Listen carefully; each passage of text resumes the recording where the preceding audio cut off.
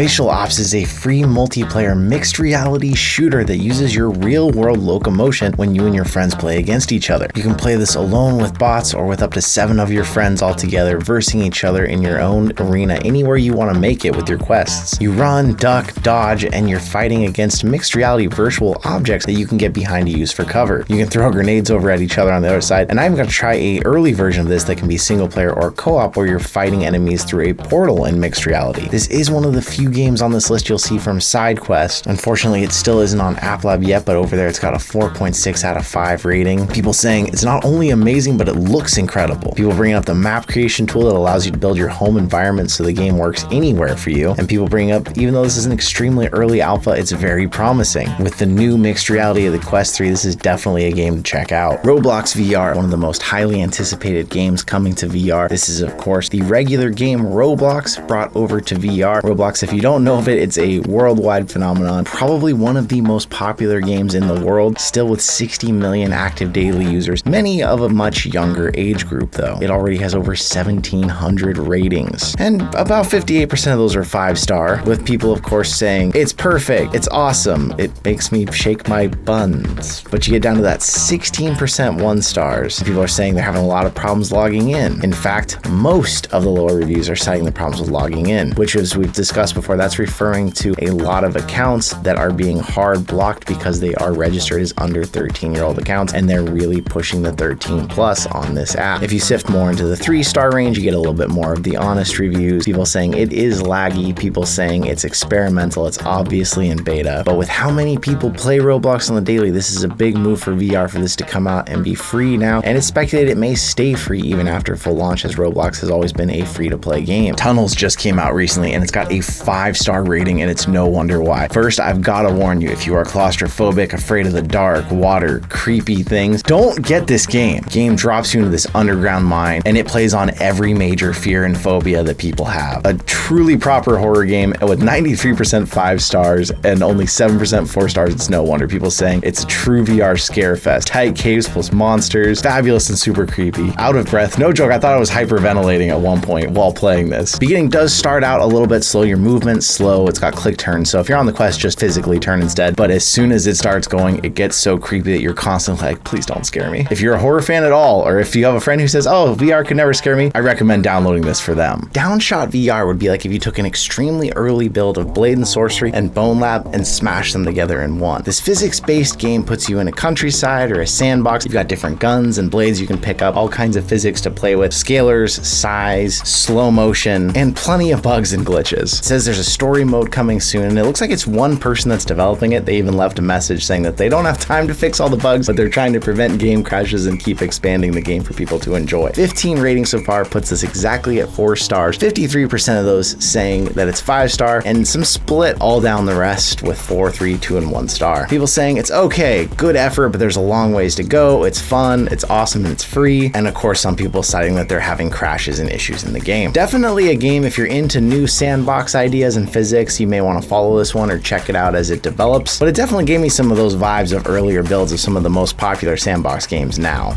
Blaston is a 1v1 shooter that has went free to play recently, but now also has an MR mode for Quest 3. This is a 1v1 PvP game where you are both dodging and ducking each other's bullets and shooting back at each other with a whole different variety of weapons and loadouts that you can change out. If you're playing in mixed reality, you'll see an avatar across from you in your own space, but if you're playing in mixed reality with the other person actually there in a headset, you'll see their avatar over their actual body as they're moving and trying to dodge your bullets. This game's been out a while, it's got over 2,500 ratings, giving it about a 4.4 star. People saying they've been playing it for years and it's really fun. People saying it's unique and impressive, awesome game. That score is being dragged a little bit down by 1-star reviews of people who have the Quest 1 saying it's not supported for the Quest 1. People saying it stopped working on the Quest 1. People saying you're moving and dodging so fast that you're breaking your controllers. And of course, people complaining that when they bought this, they had to pay for it and now it went free and they weren't happy to see that happen. Overall, I've played this game with some very experienced people and it can be really fun, very intense, a workout. It can be a little dangerous in your play space if you don't have enough space though, so keep that in mind. Backrooms VR, which is kind of a ripoff of NoClip VR, which is a ripoff of Escape the Backrooms, actually has a 4.4 rating with 234 ratings. They say this is a smallish Backrooms VR game that uses the Gorilla Tech locomotion. They even say in the description, because they were too lazy to write their own locomotion, where you're exploring the Backrooms level 0, 1, the pool pool rooms, and of course there's entities like most Backrooms games. Mostly positive reviews, 74%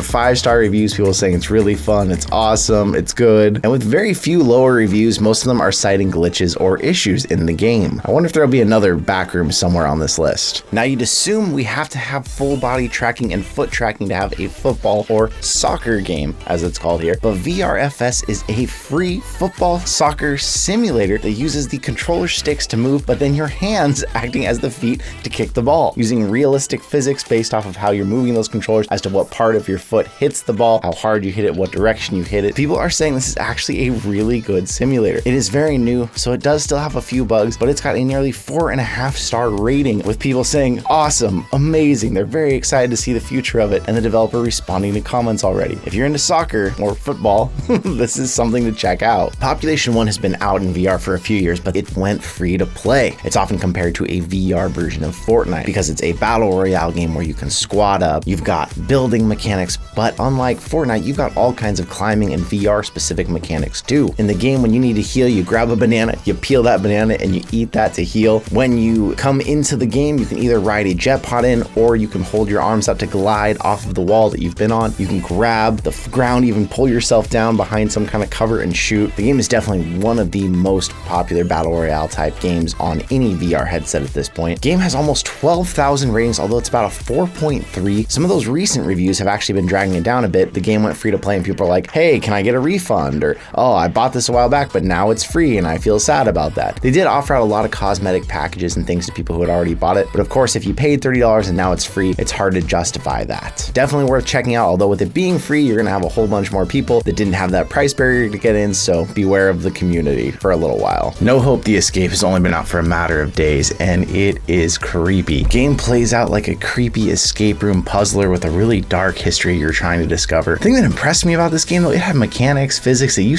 don't see in even some high-end games. Of course, we're still stuck to click turns, and with it only being out a few days, it's only got 3 ratings, but they're all 5-star so far. And the only person who talks about it says, fantastic. They loved it. They said it was reminiscent of the original Seventh Guest, and the puzzles make sense. It doesn't feel necessarily like you're just solving a puzzle for an escape room, but it actually makes sense to the storyline. As long as you're okay with being creeped out and dark history, this one is definitely worth downloading. One of the games on this list that I came across that I am the most excited for is called Decommissioned, and it looks like a much more realistic version of Among Us VR. You find yourselves in a space station on Mars. The space station is about to explode, and you and the other people have to try and save the station. There is, however, a mole. This has up to 8 players. It has hand tracking or controllers, uses your eye tracking if you have a Quest Pro. Now, for now, this seems to be more of an open source project made for Quest developers, although it was something I was able to get into even on my own and check out. But if you had a crew of 8 people to fully play and understand this experience, it looks like it could be a lot of fun, but you gotta have a crew of people to play it. And with that, it's only got 6 ratings at 2.5 stars. Mostly negative reviews that have been written so far, either saying it doesn't load, looks like it's gonna be an Among Us VR ripoff, or people saying they're interested in it, but they weren't able to get enough people in to play it and see what it's like. Gravity League is one of these games that really pulls you in because of its simplicity of controls and the fact that it plays reliably and the physics in it really work. They advertise this game as the future of ball games, but really what this is like a 3-dimensional Pong or air hockey even, where you are pitted against an opponent and you are knocking a ball back and forth. There's different types of gloves, so you can have ones that hit the ball square and straight on, ones that you can put some spin on it, or even ones that you can block it with. Being a free-to-play game, of course, it does feature in-game currency, but this can be earned through the game by actually playing against other people. This game did launch several months ago, but with some recent updates, people have said it has really changed what the game is like and made it worth playing. With that, it's got 52 ratings, with some of those older ones still holding it down at about a 4.2 rating. Recent ratings saying it's one of the best, can replace your daily workout. And even some of the 5 stars saying the game was very meh around a month ago, but since then there's been an update that fixed a lot of the issues, added power shots, and there's actually all kinds of abilities you can unlock, whether it's a super fast power shot you're returning at your opponent, or one where you hit and it splits into 2 balls to confuse them. And although a lot of the lower reviews were before the newer updates, some of them did say things like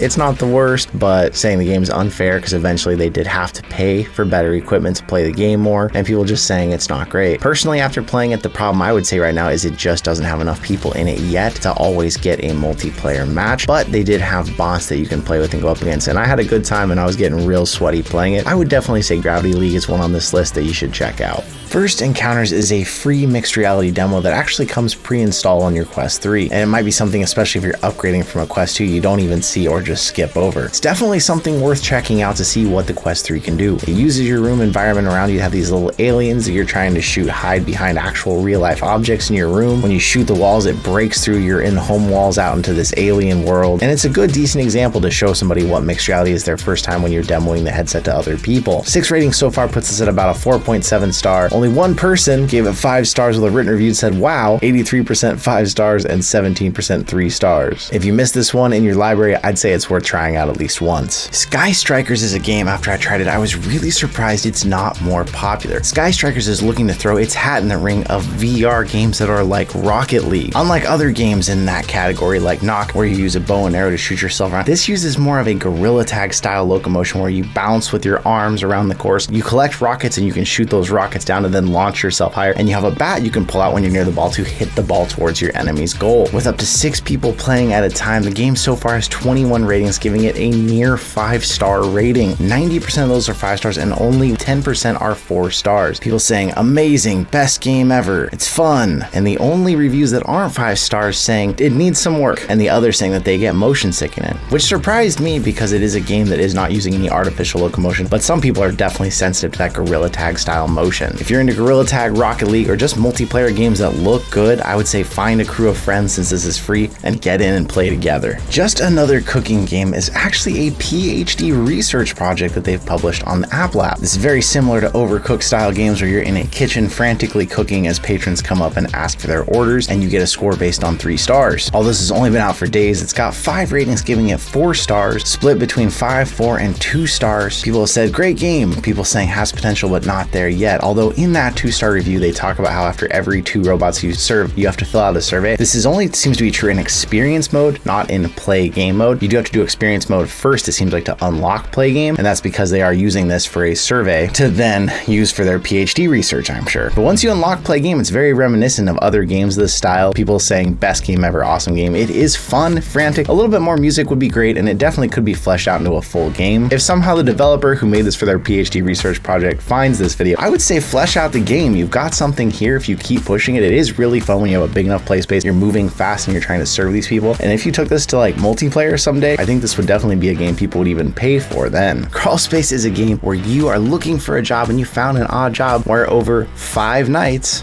might sound familiar, you are tasked with going around the house and just finding someone's daughter's missing dolls. Now the missing dolls each have different mechanics. You have to learn to then try and catch them and put them back where they belong. And a warning, there are jump scares. With 425 ratings, this is a much more well-known game with about a 4.5 star rating. And with that 73% 5-star ratings, people saying they peed their pants while playing it. People saying they were too scared to finish it. It's really good, but does have some glitches. The lowest reviews saying they're too scared. It's rated everyone, and they say it should be rated higher because of how scary the game is. Or some people saying it didn't work when they tried to install it or it's buggy. That said, I know I personally do not care for dolls, and this game is super creepy and probably only for those who really like horror games. Remember that creepy Crawl Space game we talked about a while back? Well, there's a Crawl Space 2 VR lover, let me know. Similar to the premise of the first game, you see an ad in the paper for a job. Someone is needing help with their ventilation system, so you take that job and you have to survive 5 nights of this. With 70 ratings, it's got about a 4.5 star rating, and one of the creepiest things about it, when you first open this game, it takes you through what it calls calibration, showing you a bunch of pictures of creepy pasta, creepy images. It really gets you in the mood to get freaked out from the start. The game has been out since December of last year and has currently got 79% 5-star ratings and 7% of those 1-star ratings down there. People saying they really want multiplayer for this. It's too scary to play alone. Please get multiplayer. People giving it 5 stars and saying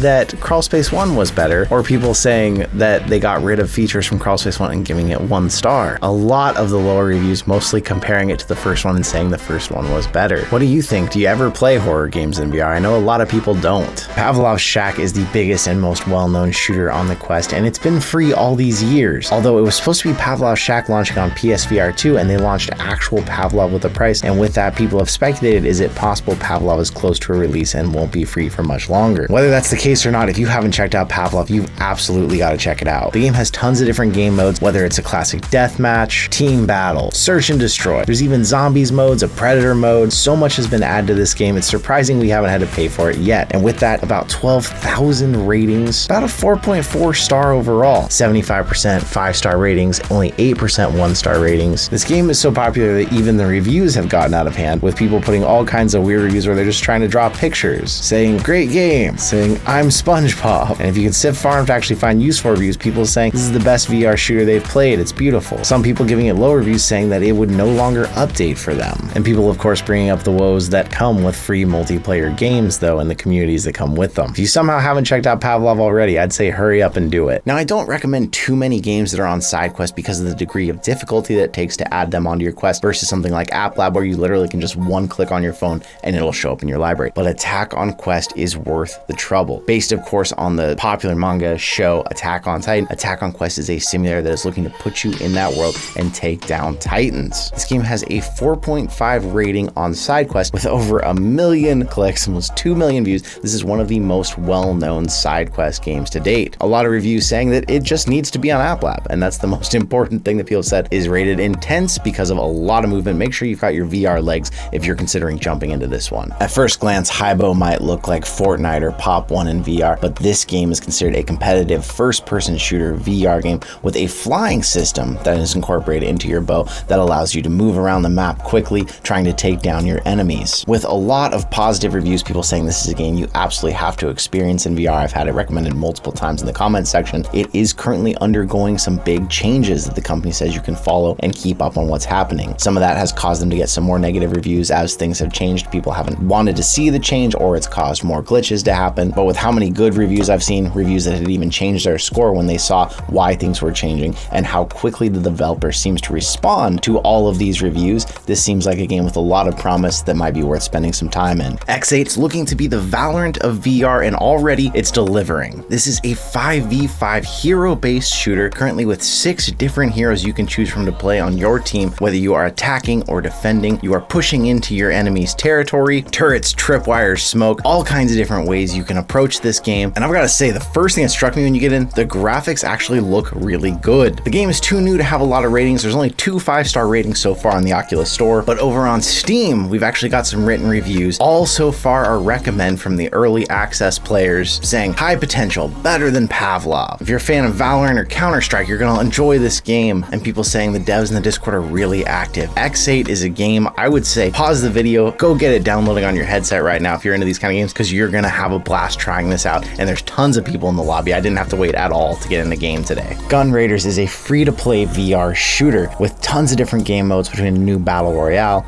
Assault, Control, and a bunch of others. This game has high flying combat action that has you flying all over the map. There's climbing mechanics, tons of different guns that you go through. The game has a 4.1 rating, with most of the lower reviews citing community issues, report buttons not necessarily working when there was a toxic player. Laudality is one of the highest rated games on today's list with about a 4.9 rating and 264 ratings. This is a multiplayer VR shooter that has a unique style where you are moving vertically up through the level. The game has received multiple updates now and has 87% 5-star rating, 9% 4 stars, and only 2% 1 star. And if you go look for those 2% 1-star ratings, one of them even said it's a very good game, and then a couple others citing glitches. Seems like one of those games, although it's still newer on AppLab, it is somewhat well known with the number of ratings it has, but it's definitely something that looks unique and not like just another clone. Glassbreakers Champions of Moss has dropped, and this is from the same studio that brought us the third-person Moss adventure game featuring Quill the cute little mouse. This game is completely free and very different though. This is a third-person tabletop MOBA style game where you go 1v1 against another person. Like a lot of games of this class, you've got your 2 bases that you are trying to protect, towers that help you defend it, and you are taking in a squad of different characters all from the Moss universe and trying to defeat your opponent's base. Of course, this base is shielded until you take down the towers, and as you are taking down their characters, they are respawning and able to fight. It poses itself as a real-time strategy type game where combat is happening constantly. Although there's not a ton of strategy yet, it feels like the game needs to be built out a little bit more, but you do have special mental attacks that your characters can use that will help you to strategize a little bit of how to get to the other person's base faster and take them out. This has only been out for a few days, but there's ratings already, some of which were because people were able to play test the game ahead of time. People saying this is really a Moss Hero chess tabletop, saying that they found it very well implemented, but they're hoping for more sophisticated maps and maybe some more advantages. One person giving a medium review saying that if you love the Easter eggs, you love the Moss universe, you're probably going to enjoy this, but it definitely needs more to it. They're saying instead of real-time combat, they would have preferred it be turn-based. Another person saying it's awesome and free, so why not try it? I'll say it does have some great references to Moss, and if you're into these kind of games, I'd say get it, download it now, and get in and play it with people. It's something that I probably won't revisit until it is built out a little bit more, or if there's someone specifically I want to play it with, because it's not always my kind of game, but it was really cool seeing like the Moss church again that you're inside of in the game.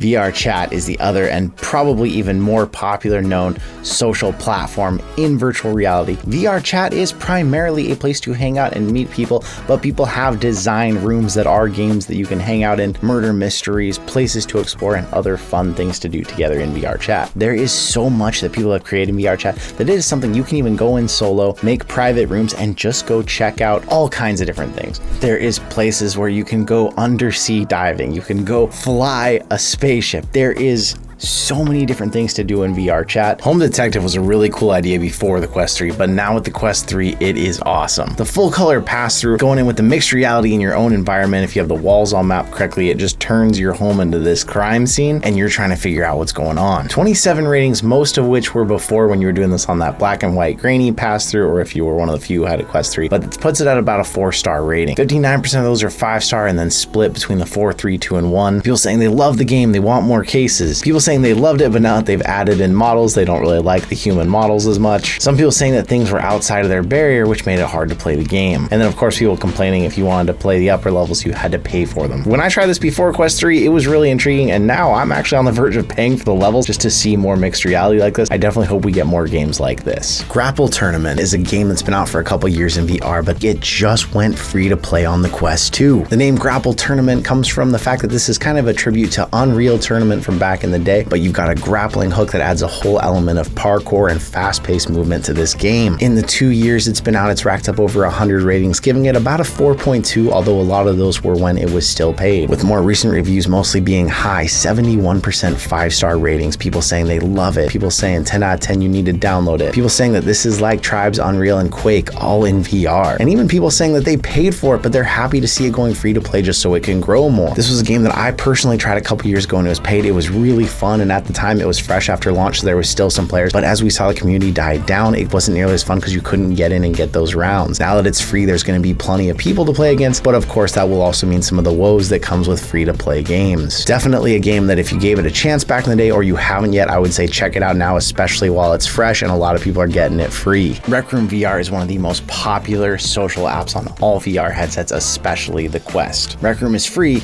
and it cross-plays between VR headsets, flat gaming consoles, and even phones. Rec Room is basically a miniature metaverse. There are social lobbies where you can hang out. People can build all kinds of different games, rooms, places to relax. There is probably millions of rooms by now on Rec Room, but there is also the core gameplay, which includes a Rec Royale, Battle Royale game, paintball, laser tag, all these different games that you can meet people in these social lobbies and then go play with them in actual games. Firezone looks to be a very ambitious multiplayer shooter that puts you actually in a war with up to 16 people, looking like something like Battlefield but for VR. It talks about you have vehicles that you can play in. There are AI bots to add to fill out your roster, and although this only came out in December, it has over a 4-star rating with 82 ratings. People saying that recently though it is pretty dead. People have either overlooked this game or forgotten that it's out, which means that if you have a lot of friends that have Quest 2s, this could be the perfect opportunity to get in and just play a multiplayer shooter with your friends. Gym Class Basketball VR has nearly a 5-star rating. Gym Class calls itself the top VR basketball simulator, known for its fitness benefits,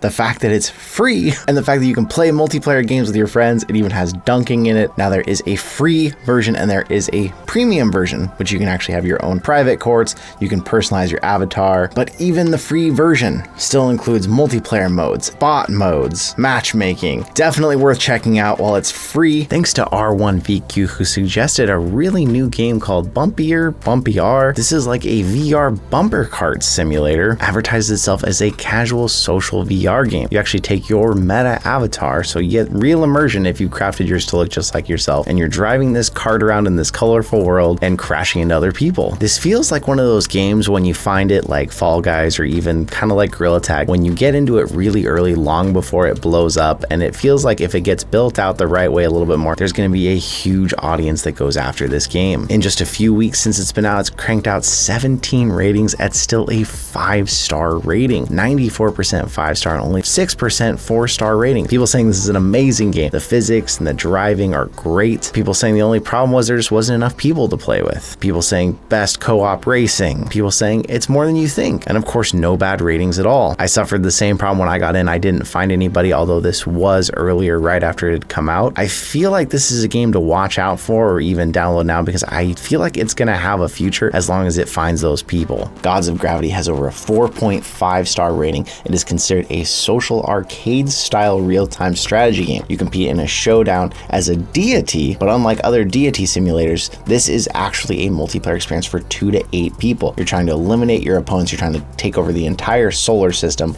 with the command of your fleet. You can also team up with friends and go against bots, and there is built-in spatial voice chat. The game also does have a single-player campaign. A lot of extremely positive reviews. People saying you've got to try this. People saying that they can't believe that this game is free. AIM-XR is a 5v5 fast-paced multiplayer shooter. You can play online. Of course, it also has bots, and you can even play with users on the same Wi-Fi network. This game has a 4.2 rating with over 600 ratings, so this is a bit more of a well-known game. With 66% 5-star ratings, some people are saying they're going to replace Pavlov with this. It's amazing. It's really good. And some of the negative reviews saying that it's just not the game they want. They said it sucked, there was server issues, or people saying that now it's finally free, but that it was a little too late and there still isn't enough people in the lobby to really enjoy this game. Divine Duel already has 542 ratings. This is a tactical fighting game, almost like a deity simulator, where you are not only fighting your opponent, but there's also layers of real-time strategy where you are summoning your followers to help them attack mythical creatures and even elemental weapons like asteroids. You choose what type of celestial you're going to be and use all different kinds of weapons against them, even dragons. This has you moving physically around inside your play space, dodging attacks and fighting back, and looks like a lot of game to currently be free. With a 4.9 rating, this game has tons of 5-star ratings. 94% of them are saying it's the very best. You gotta try it. Favorite game for a lot of people now. And with very few 1% 1-star ratings, people are saying things like it gets repetitive, they feel like they're playing the same battle over and over. But for the most part, everyone loves this game. There are gonna be links in the description to all the games and in a comment pinned down below as well. Blacktop Hoops VR Basketball. A street ball inspired multiplayer VR basketball game. This allows you to string together tricks, dunks,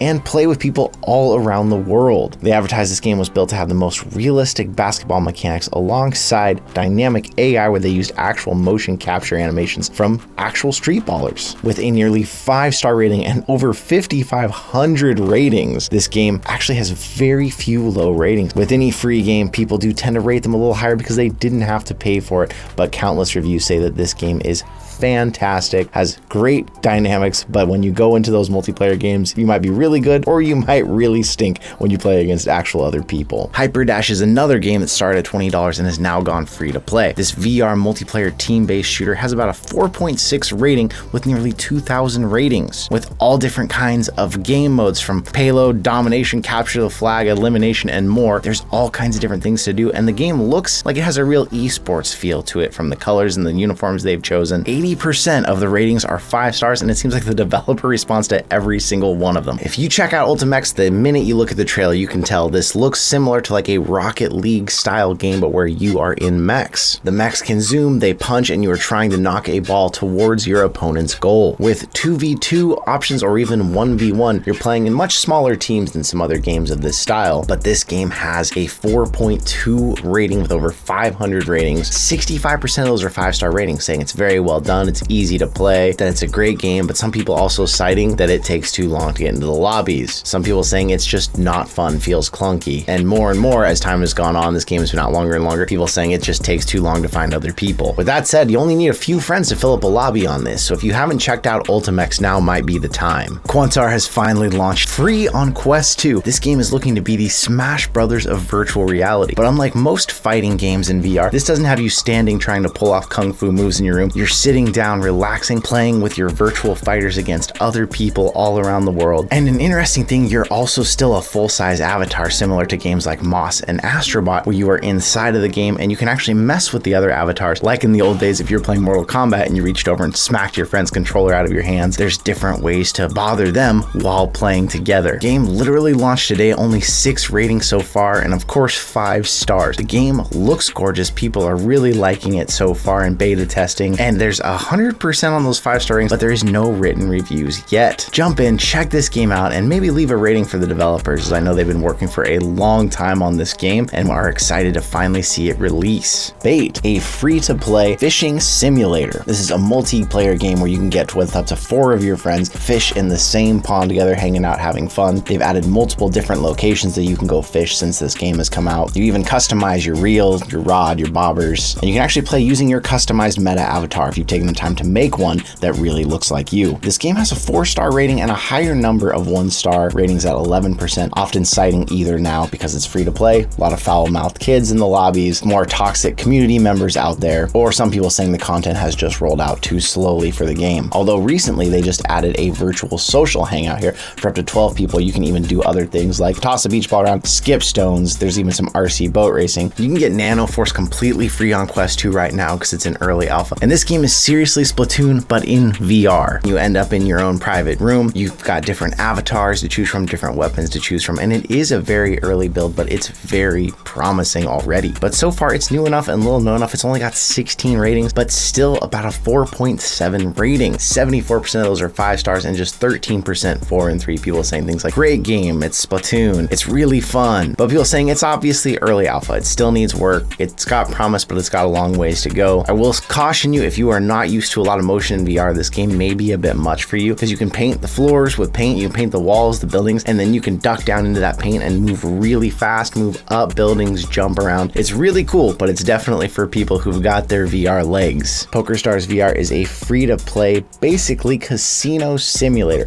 allowing you to go in with your friends and play card games, hang out in these casino-style settings. It is considered rated mature, 17 and up only. This game was considered a very popular game for quite a while on the Quest 2 with over 17,000 ratings. I will say, disclaimer, from someone who's played this game, you really need to be someone who enjoys card games or enjoys that casino to actually enjoy this game. So I wouldn't recommend trying this unless you are into that. Republic VR is a truly unique VR game, actually from the developers of Metal Gear Solid and Halo. In this game, you play a hacker who is hacked into a nation's surveillance system, and you are trying to assist Hope, a woman trapped inside, helping her escape. This explains why your view only goes from surveillance camera to surveillance camera while you are guiding her through and helping hack other computer systems to get you through. A stealth action game, does have strong language. Its rating has been dragged down by the fact that it had a glitch in it that wasn't letting people finish the game. This has been patched and supposedly works. I know personally when I tried it while I was live streaming it, I had glitches that stopped me from getting further in the game too. The game originally cost $9 on Steam back then, but has now gone completely free on Quest and on Steam. Anyone who is a fan of stealth and action games, especially with puzzle elements, should definitely take the time to check this game out. With a nearly perfect rating, Maestro the Masterclass is a free simulator that will make you a conductor of an orchestra. Utilizing actual hand tracking, it says to use just your hands or even grab a chopstick to get the real motion down. This is going to put you on the podium and make you an orchestra conductor. Surprisingly, with 226 ratings, this has 0, 1, 2, or even 3 stars. People giving all kinds of props to the developers in here, saying that even if this was paid and they knew about it, they would gladly pay for this. Also, people citing in reviews that the hand tracking works surprisingly well in this. Cactus Cowboy Plants at War. It's a World War II themed VR story with a good sense of humor built into it and a very high rating. 273 ratings have this at about a 4.7. 90% of those are 5 stars. With lower reviews, just people saying that it's overrated or that they had some bugs. But this game has been out for just about a year now, although if you are someone who got a PSVR 2 and you want to check it out, Cactus Cowboy's on there too. We've talked about the free series of games Cactus Cowboy, and one of them is even available free on PSVR 2. Cactus Cowboy Fully Loaded, aka Cactus Cowboy 3, 3 is a VR first-person shooter adventure. You're fighting off an alien invasion with 20 different weapons, and of course your cactus hands to even fight them. The Cactus Cowboy series has become more well-known with all of these multiple games that have been launched, although this one only has 76 ratings, giving it a 4.5 star rating. 81% of those are 5 stars. Best shooter ever. Very well made. Some saying even though it got 5 stars, the first and second one were still better than the third one. And some people being kind of confused by the title, saying that it's not as good as games like Plants at War, which was actually the more recent game and the one that's free on PSVR 2. If you're a big Cactus Cowboy fan, or if you just like free shooters, I'd say this one's worth checking out. Grab is a multiplayer parkour game. It's got climbing, jumping, sliding, and swinging mechanics where you're trying to race through levels to the end but not fall in the lava. It also has a level editor where you can make your own levels and then play them with up to 10 people in cross-platform multiplayer. This is considered an early access, but it's already got over 2,200 ratings, giving it about a 4.8 total. Now, although this is parkour using your hands to bounce around, people in the reviews even saying it's not Gorilla Tag, but that it's a great parkour game. It's really fun. They love the editor. And some of the lower ratings are people saying that there's too many kids or that they got banned from the game. People come back at them, but 88%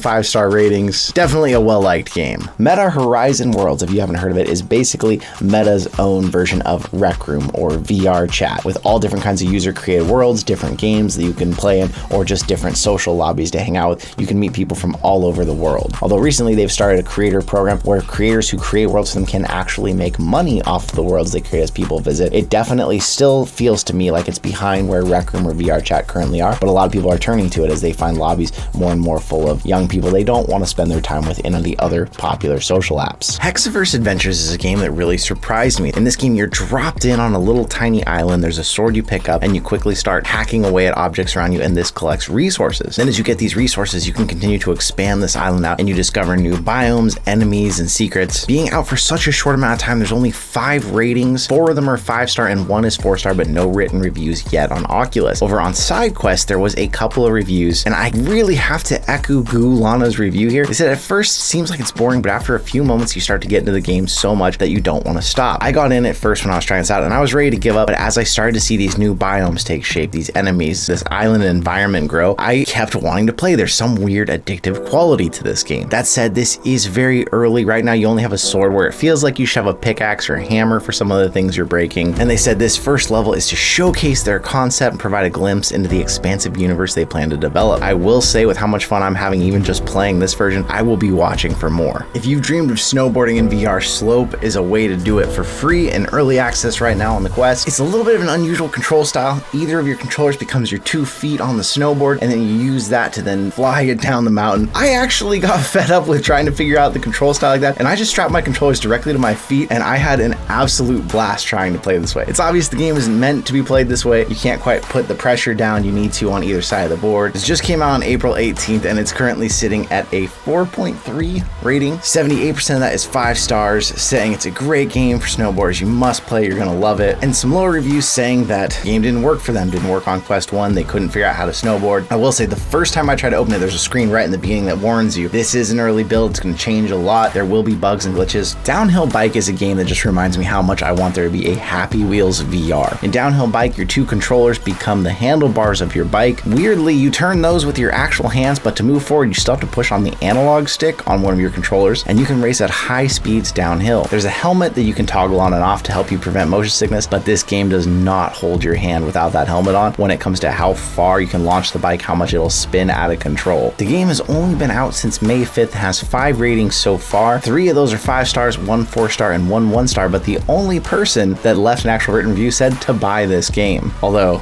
you buy it for free. Band Space, it's a co-op VR rhythm game. Whether you're playing the drums, the guitar, keyboard, or even the bass, you're playing all over the universe, different planets, looking up into space. This game is currently in early access, but it does include 2 scenes, Cyberpunk and Apocalypse, with different scenes coming, including concert, desert, and more. Only 10 ratings so far. This game doesn't seem to be very well known. It came out just on April 24th, so it has not been out long. 4.1 ratings so far, 70% 5-star ratings, but 20% 1-star ratings. 5-star ratings saying it's worth it, huge potential, it's a great game, their dream game. 1-star saying that sometimes the updates mess it up, other things in the game aren't working, they can't get past certain stages. Keep in mind this is in early access, so glitches are expected there, but for free and for all this game is trying to do, it's definitely worth checking out. Vertical Shift has actually been suggested by several of you to make it on one of our lists, and after checking out, I see why. With 134 ratings, putting this at about a 4.3 rating, this at first glance will look like a Spider-Man cyberpunk simulator, although you will see gliding through the city, shooting what looks like a web from building to building. There's also jetpacks and gliders. There's all kinds of different ways to control your movement through flight. Couple that with the fact that there's 4 multiplayer modes with up to 10 people playing together. Freeze tag, hot seat, infection, racing, different modes where you have to try and distract cops, free prisoners, and all kinds of stuff to Vertical Shift that really does make this a pretty involved game for being free. 78% of those are 5-star reviews, 13% 1-star reviews from different things to saying glitching, screaming kids, can't play the game because of height requirements. The developer has responded to just about every single low review. If you are looking for a great soccer simulator for VR, there's another soccer game we found that's free on Quest, Final Soccer. Now this is more of a goalie simulator, but it has a whole bunch of different features. The advertised got over 150 levels, realistic graphics and animations actually captured by professional players' movements. The thing that I found most interesting about this is there is a multiplayer VR versus mobile mode where you in VR can be the goalie, everybody else can be playing on their smartphones, taking penalty kick shots, and it sounds like a good way to set up a little party game. They say that the game can be played in a small room due to the movement assistance system, but they recommend 3 meters would be a lot better so you can really just run side to side, cover all those goals. With 73 ratings, putting this at about a 4.4 rating, a lot of the ratings are 5-star, 72% of them. Some of the lower reviews are dragging it down, saying it needs more content, it needs more modes, or of course saying they didn't have enough room to play it, or it can be dangerous to let kids play it in a small room because they're not going to pay attention to their surroundings. Final Soccer also has a purchasable pro mode, although some of the reviews have said that they weren't able to purchase that, but so the developer's response in some reviews even said that if enough people purchase this, or this gets enough attention on Oculus, they're planning to add those other modes people were hoping for. Monkey See, Monkey Doo Doo has been in closed beta and is now available for the public to download for free. At first glance, this might look similar to Gorilla Tag, but this is a very different kind of game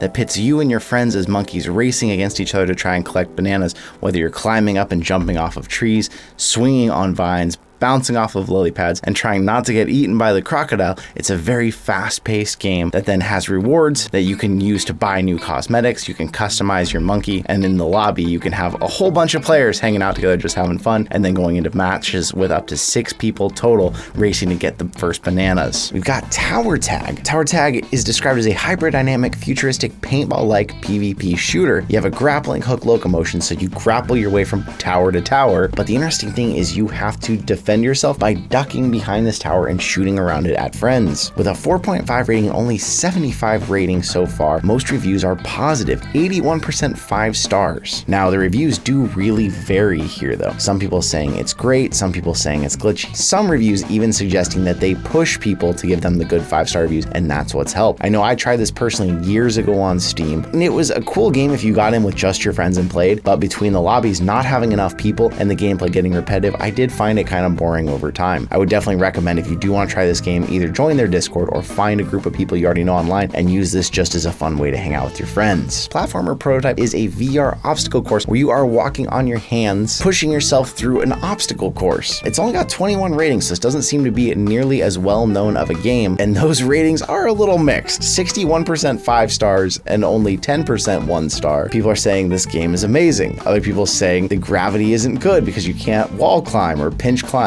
I mean, in real gravity, I feel like wall climbing is pretty hard. Pioneer Endless Journey was actually created by B Haptics, the company that makes the most popular haptic vest that's used in VR, Quest 2, PC, and hopefully someday PSVR 2 compatible. Pioneer Endless Journey is a first-person shooter roguelike game where you're up on a floating island in the sky. You're collecting and combining weapon parts, making different combinations. Some combinations work great together, some combinations wreck each other, and you have to learn that throughout the game. Like most roguelike games, this has you repeating and retrying the game throughout throughout. 98 ratings give us about a 4.7 rating. 5 stars are 77% of those, 22% are 4-star, only 1% are 3 stars. Beyond that, there's no 2 or 1 stars. So this game seems to be immensely liked by everyone who's tried it, yet with the smaller number of reviews, it doesn't seem like a lot of people know about this game yet. Flipside Studio is a virtual production app. Now, although this is considered a semi-professional production studio in VR, it's already being used for people to get together and hang out, make comedic sketches, or of course actually collaborate and make VR movies together. The game has a lot of really interesting mechanics. It's got props, it's got lighting, it's got different camera angles that you can use to really make pretty professional looking productions as far as virtual reality productions go. You can also go in and play a character, record that, and then go back and play a different character. So if you're doing this alone, you can play multiple parts, or of course bring your friends in and just throw props at each other and have fun. It hasn't been out long, so it's got 35 ratings with about a 4.2 rating, with some of those reviews dragging it down saying that this was in beta for a while now, and even though it's fully launched, there really isn't anything new or different, or that VR chat kind of has the same capabilities. But a lot of really positive reviews talking about how this really opens up possibilities for movie making, and the developer seems to respond to pretty much every review. But another cool option there is actually a Flipside Studio app where you can even create your own avatars and props too.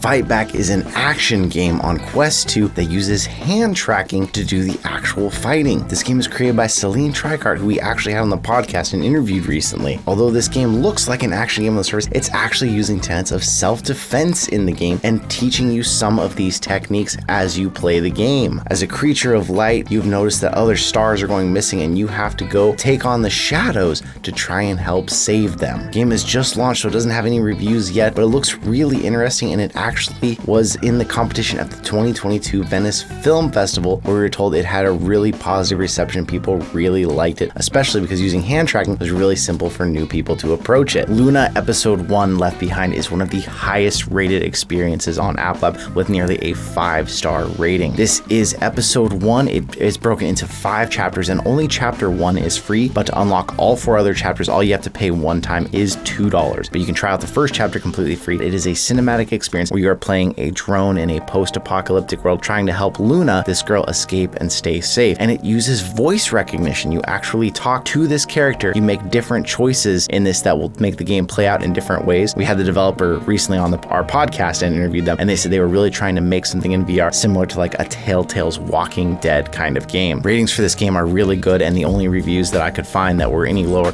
were because the game sometimes glitches. The developer assured us this month they were getting patches out to fix those glitches. And I will say, personally, this is one of the few VR experiences that made me get really emotional. B-Football Super Player. This is part of B-Football's metaverse that they're building around games and sports, but this one is set up all around soccer or football, depending on what part of the world you're in. I don't know if any of you remember Headmaster on PSVR, but there's a header mode in this game that reminds me of that, where you are deflecting soccer balls with your actual head to get points, and then other ones where you're a goalie, and it honestly looks a lot like a Beat Saber, but with goalie gloves and a soccer ball. With about a 4.3 rating, but only 23 ratings, it doesn't look like this game has been well checked out yet. A high number of 5-star ratings though, 79%. People saying they can't wait for more, that it's really fun, they just absolutely loved it, and not a single person wrote a written review other than the people who wrote the ones for the 5-star reviews, so we don't really know why anybody else gave it lower ratings. That said, if you go check this out, I'd love to hear in the comments what you think about it, and does it deserve this rating that it has. Elixir is a free game that is meant to show off the hand tracking abilities of the Oculus Quest and the Quest 2. It is a short experience, although if you haven't gotten to experience much with hand tracking yet, it is probably one of the better showcases on the Quest for it. The game drops you into a fantasy world as a sorcerer's apprentice, learning to help the sorcerer through all kinds of different tasks that you're going to need both of your hands in hand tracking to do. This is one of the lower rated apps with a 3.5 rating,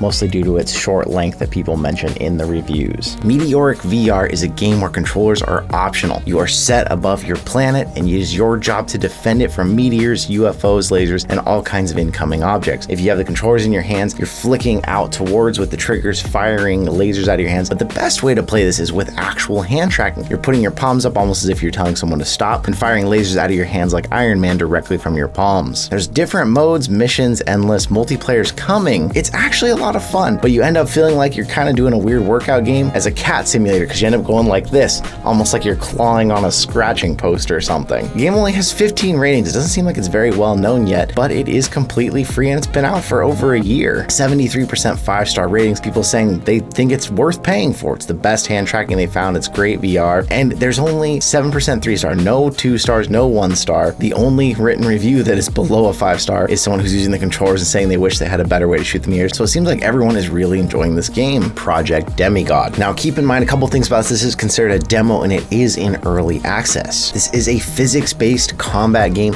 where you have ragdoll enemies you're fighting, and you can collect weapons, abilities to create your own combat style, including things like throwing your enemies up in the air, flying after them, throwing them through walls even. This game currently sits at about a 4.1 rating. 66% of those are 5-star ratings, with people saying it's amazing, it's really fun, really good. Other people giving it lower reviews saying that it's really buggy, that it's got a long ways to go before they would consider buying the full version or before it's released as a full version. And other people also citing in the mid reviews, it's a good game, but if you go for the full game, you're going to get a lot more out of it. So keep that in mind. If you get addicted to this demo, it may end up costing you the game. Bright Light is a free game on Quest 2 meant to take you back and give you that nostalgia of playing with that toy. Basically, the toy was this big light board that you would put different colored pegs into to create your own patterns. And interestingly, when the original toy actually had these black sheets of paper that were templates for designs you could make, this actually has a couple templates in there. But really what you want to do with this, take your time, chill out, and just make drawings of whatever it is you want to with these different pegs, see them glow. Now this just came out, 3 ratings so far, all at 5 stars. People saying fun, nostalgic, cute, and the person advertises it's in an interactive room and even has interactable objects around the room. But this one's interesting. Does anyone here actually remember this toy? Let me know in the comments. Brisk Square is currently in early access on App Lab and is free. This game looks very similar to Pistol Whip in that it propels you down a hallway and you fight enemies as they are propelled towards you. There's sword slashing, there's weapons, and even powers that have you push, pull, and crash objects with your other hand to collect points to reach the top of a worldwide leaderboard. This is an infinite run game, so it does go on forever down this cyberpunk hallway, and you're trying to reach your way to the very top of the leaderboard. With 726 ratings, 84% of them are 5 stars, with mostly positive reviews of people saying the game is really cool, it's awesome, it's really fun, and some giving less stars because they said that it says that it doesn't require internet connection, but it apparently does to validate to the servers. Every VR headset needs to have some kind of roller coaster for those people who say VR could never affect them, and you scare them with roller coasters. I don't always recommend that. But Epic Roller Coasters is a free roller coaster app, at least with the initial roller coasters that you get in it. When you open up the game, something important to note here is that you need to make sure it's going to be sorted potentially by featured or what's hot. You want to sort by what's unlocked so that you see which roller coasters you actually have access to. Otherwise, you might not even see them in the lists. There's a couple different modes. You can play a traditional roller coaster. There's a racing mode, which I really don't like. You're supposed to like designate the speed of the roller coaster without going flying off. But if you go flying off, it immediately cuts off your vision and doesn't let you see the roller coaster go flying or something. And then there's a shooter mode where you're shooting different targets around it. The game actually has a pretty low rating at about 3.4 stars, mostly because there's a lot of issues where people had paid originally for all future tracks, and then they didn't continue to give them those free tracks later and are charging them for the newer track packs. That said, if you get this game and stick to the free tracks, or be careful which tracks you buy specifically so that hopefully those will be future proof, this game can be a lot of fun. Although it does have comfort options, it really doesn't hold your hand, and some people will definitely find the tracks nauseating. There's also a multiplayer function in this, and you can actually see your own meta avatar you've made, and people have given it great ratings there. They say there's great tracks and coasters, it's fun, but because of those multiplayer things, people say avoid the kids, avoid the issues with that. V Speedway is a VR single player racing game that has time attack modes, free ride, and single races. But what makes this game really unique in that it's racing, you actually use a working wheel, handbrake, shifter, and even rear view mirrors to see the other players. There are online leaderboards where you can go to try and beat your friends, and this game has over a 4-star rating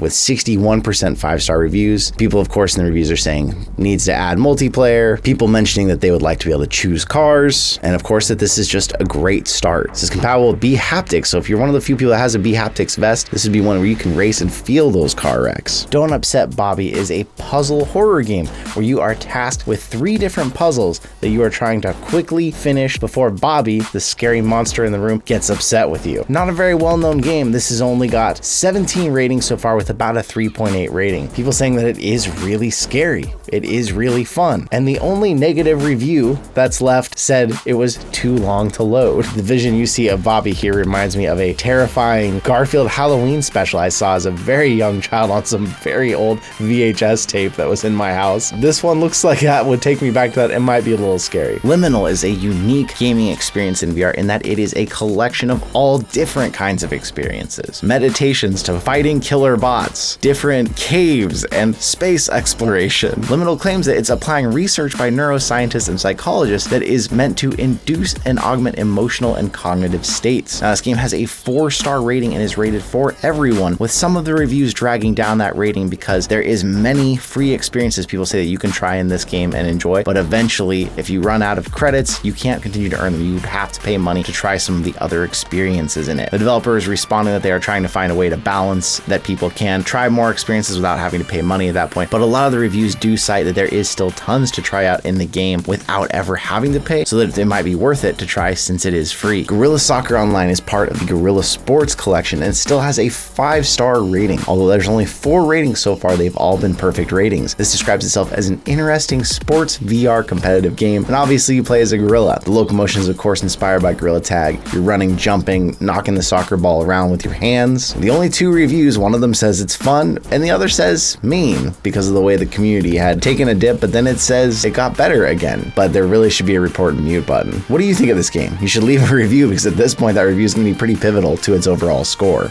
Waddle: A Penguin's Tale was funded by the National Science Foundation. It's an educational VR experience, it claims, and it aims to provide you perspective on the challenges of everyday life of the Antarctic Adelie penguin. This is a very short and it can be a cute experience. Definitely made simply and cheaply. You have to waddle, literally waddle in your headset to move forward, and it kind of jumps forward. It doesn't move smoothly as it does, which if you can get past that, there is some fun, weird little details in this. You can go see the models of penguins. You can play around with some of the environmental stuff. And at the very end, there's an egg. Your goal is to get there and make this egg hatch. It's only got 2 ratings so far at 5 stars, no written reviews. If you have a few minutes, you want to be a penguin, go check this out. This is not like Penguin Paradise or other ones that are like real tech. This is like someone made a VR experience for their first time, and you get to check out what the penguin world is like. And there is a little bit of charm to it. I'll leave that little bit of charm as a surprise to you if you do try it out, but it's definitely pretty janky. So it's something, you be prepared, you're gonna have to work your way through it if you do try it out. Mini Golf Hustler gives you free 9 holes of the full game to check it out with all kinds of wacky antics. This game is rated teen because there is some tobacco and you are using some gambling throughout the game. Currently, it's only got 1 rating, which is 5 stars, no description in the reviews. So keep in mind that 1 rating could even be from someone involved in the game, but it's definitely an interesting looking game with an interesting art style. They say that if you do decide to make in-app purchases, this is going to fund the future development of more holes and more opponents, and multiplayer is coming. It's definitely something worth checking out. They have a Discord if you also want to join that just to learn more about this one, but I'm excited as Mini Golf so far has been one of the best case uses of VR for multiplayer hangouts that I've seen. Bullet Master Run is a game that pits you through a moving course where you are trying to shoot the enemies and not shoot the hostages. Now, this game started out with 1 free level. They have actually said they've added a second one now that you can check out, and then you can choose to buy the rest of the game from there. Currently, it's only got 4 ratings so far, giving it about 3 stars, and these are all pretty split down the board.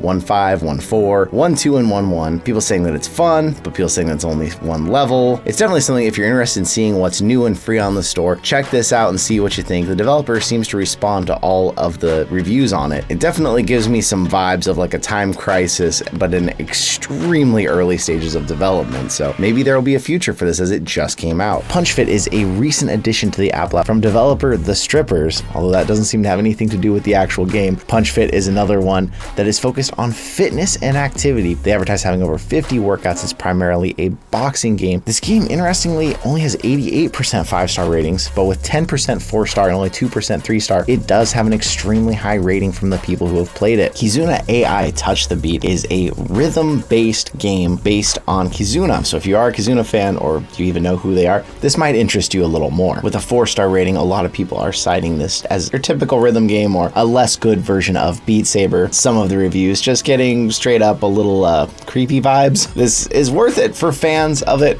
not people who are trying to get in and get really close to some virtual character. Maybe that needs to be left to the private rooms of VR chat, but this game is still rated E for everyone. It does eventually have purchase options where you can buy music packs that then will really up the price of this game. If you're looking at one of the music version packs, it's $35, but at least there's a free version to try out first and see if this is something that would interest you to then continue playing. Half and Half is another social VR game that has flown under the radar for a lot of people. There are multiplayer spaces where you can hang out with your friends and do all kinds of things, from gliding through the clouds, swimming in the ocean, but probably the most exciting and well-known one is playing hide and seek with friends. You end up in a virtual environment where you are either a very tiny hider or a very large seeker with a slingshot, trying to then find your friends who are hiding in these virtual spaces and catch them. With more balanced reviews and only 54% 5-star reviews, a lot of the reviews are still positive and say it is a fun experience, but that the game can get tired, old, or the mini games are too easy. Paranormal Inspector. This free game actually has one of the highest ratings of all the games, say at a 4.5 rating currently. This puts you in the game as Inspector Franklin. You are a rookie police detective and you're trying to figure out what happened at the state hospital where a team of student researchers have gone missing. This game is classified as an adventure horror game, but if you go look to the reviews, it sounds like it's a lot more horror than some people bargain for. People giving it 83% 5-star ratings and only 8% 1-star ratings. People saying they love it, but it's really challenging, it's really scary, the puzzles have some people stuck, and some of the less positive reviews saying that these are assets they've seen in other games or concepts they've seen in other games that they're not that interested in, or that people found it confusing, weren't sure what to do. Monastica Monastery caught my interest, although this may be more of an experience than a game. It caught my interest because the trailer shows off a person exploring around this real-life monastery, but in a huge room using real-life locomotion to walk around it, and then also using teleport to explore further. Now, this came out just a week ago and is considered a travel and exploration game and is available in both English and Serbian. It's only got 2 ratings, a 5 and a 4-star so far, with no actual reviews on it, but I'm always interested in things like this for VR that let you do a little bit more traveling, see things more in real life, albeit with kind of low poly graphics on it. You might have played some of the World War Toons games previously in the past, but now there is a Tank Arena VR version free on Quest. The game has been out for less than a month so far, and I've got to say, getting in this game, the graphics, because of the cartoon style it uses, actually look really good, and the tank controls work really well so far. 48 ratings put it a little bit lower, about a 3.7. Some people saying it's fabulous, the attempt is great. Other people saying there's been glitches where they haven't been able to get the game open so far. When I tried, I was able to get in, easily jump right into the tutorial, and then in a game checking it out. If you're into World War Toons series or tank games, this is definitely worth a try. Volleyball. The title says it all. It's volleyball, but you're an egg. This multiplayer volleyball game has you playing with your friends on this mysterious island that you can actually take your time to explore as well. Of course, with typical volleyball moves, you can actually spike, serve, and pass this ball over to your friends. 117 ratings. The game is somewhat well known with that number. About a 3.8 rating though. People saying they love it, very good, and other lower reviews saying it's terrible, the NPCs need fixing. I will say one of them I think was quoting Minions and just kept going over and over with the same quotes. But if somehow you want to play volleyball as an egg, I guess this is the way to do it. Robotica in the title, you wouldn't guess, but it is another Gorilla Tag clone where you play as a robot instead. This game just launched on App Lab about 2 weeks ago, although I believe this was available on SideQuest for a while now before that. It currently has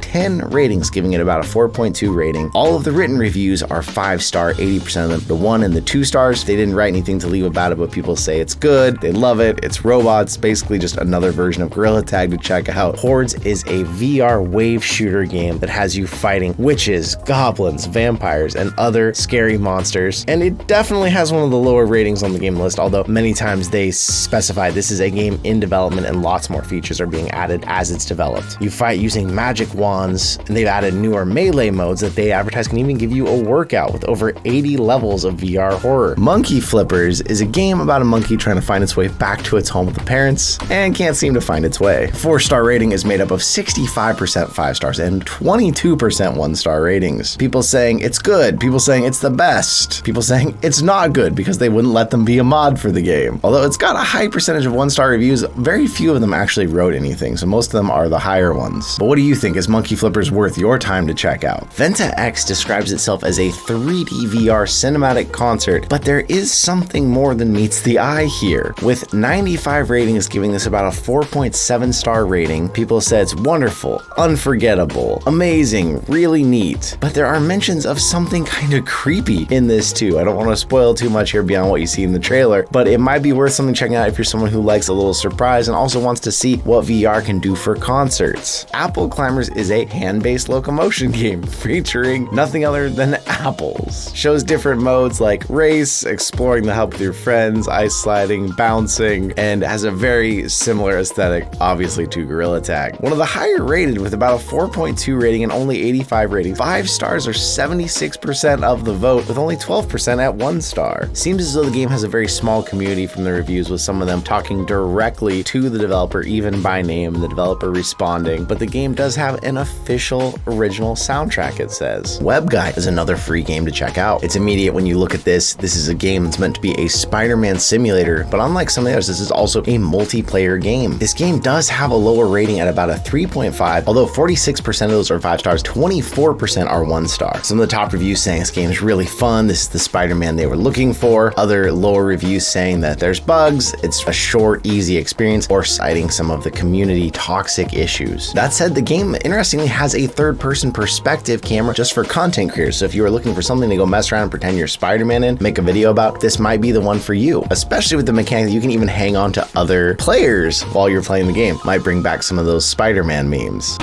The Traffic Sign Learning describes itself as a game. Under the category here, it says it's a game. Keep in mind, it is only in Turkish. So if you don't speak Turkish, or you don't know the road signs in Turkey, this may not be something for you to check out. Traffic Sign Learning is basically a game where you have different traffic signs coming at you, and you have to choose the right one based on what they're saying to help you then learn traffic signs before you go actually driving. Based in a very simple looking city, it actually reminds me like some old PS2 graphics. Now, for those of you out there who are interested, it is Turkish now, but they said an English version is coming soon. Cat may be a game you've never heard of because, one, it's really hard to search for a game named just Cat. This is a Cat in the Hat horror game. Now, if you look at it, it really looks like a Slender Man clone style game. You're out in the woods, you are looking for 6 items, and then you have to banish the cat back into its box. The more items you find, the faster the cat gets. Now, with about a 4.5 rating, this one is mostly positive, 75% 5 stars and 16% 4 stars, with some of the lower reviews citing either it was too scary or not scary enough. It takes me back to the days of playing Slender Man on the iPad though, just looking at this game. Polar Dread is a FNAF style fan game that puts you in a winter themed resort trying to escape a massive mechanical bear. Although in this one you can throw objects, fight back, or even throw some of the enemies themselves, but you're closing doors, vents, and you're trying to let the clock strike 6 so that you can survive. 218 ratings give this a nearly 5-star rating. People say it's scary, people say it's really scary, and some people say it's not scary enough and give it a lower review score. Definitely a game that looks like a labor of love from a Five Nights at Freddy's fan, but something to check out if you're into the horror side of things. Once you get tired of all the Gorilla Tag clones out there, Reach Shoulder Health is actually an app made to help you rehabilitate those shoulders that you've been doing too much Gorilla Tag, Beat Saber, or any other VR in. This is considered a health and fitness app, currently has 4 stars, but only 1 person has rated it so far, and shows people using this to help exercise their shoulder and focus on their health. It currently has 1 assessment experience and 2 games in it, and even has a web-based portal to help you track your motion progress and provide you analysis. This is still in development, so they say keep an eye on it. If you've been looking for a real-time strategy game like StarCraft or Age of Empires, there's a game called Expansion that is in alpha testing right now and is totally free to try and is definitely worth checking out if you like those real-time strategies. In Expansion, you are in command of all kinds of troops. You are in these space environments. It uses the same movement style as Demeo. If you've ever experienced that, you can grab with your grip buttons to move yourself around the board. You can zoom in and out, make the battlefield larger, smaller, get in closer to the action. This game looks like it is trying to be extremely ambitious. There is tons of unlockables. You can do the tutorial, you can play with bots, or of course play in online multiplayer. And surprisingly, the graphics look really nice, especially in your home base where you can look at all your different units and things that you've unlocked, and you get into the game, and it's really fun. fun. I definitely recommend this one. Derby VR is a game that when I opened it, I was surprised at how many people were already in the lobby. This is a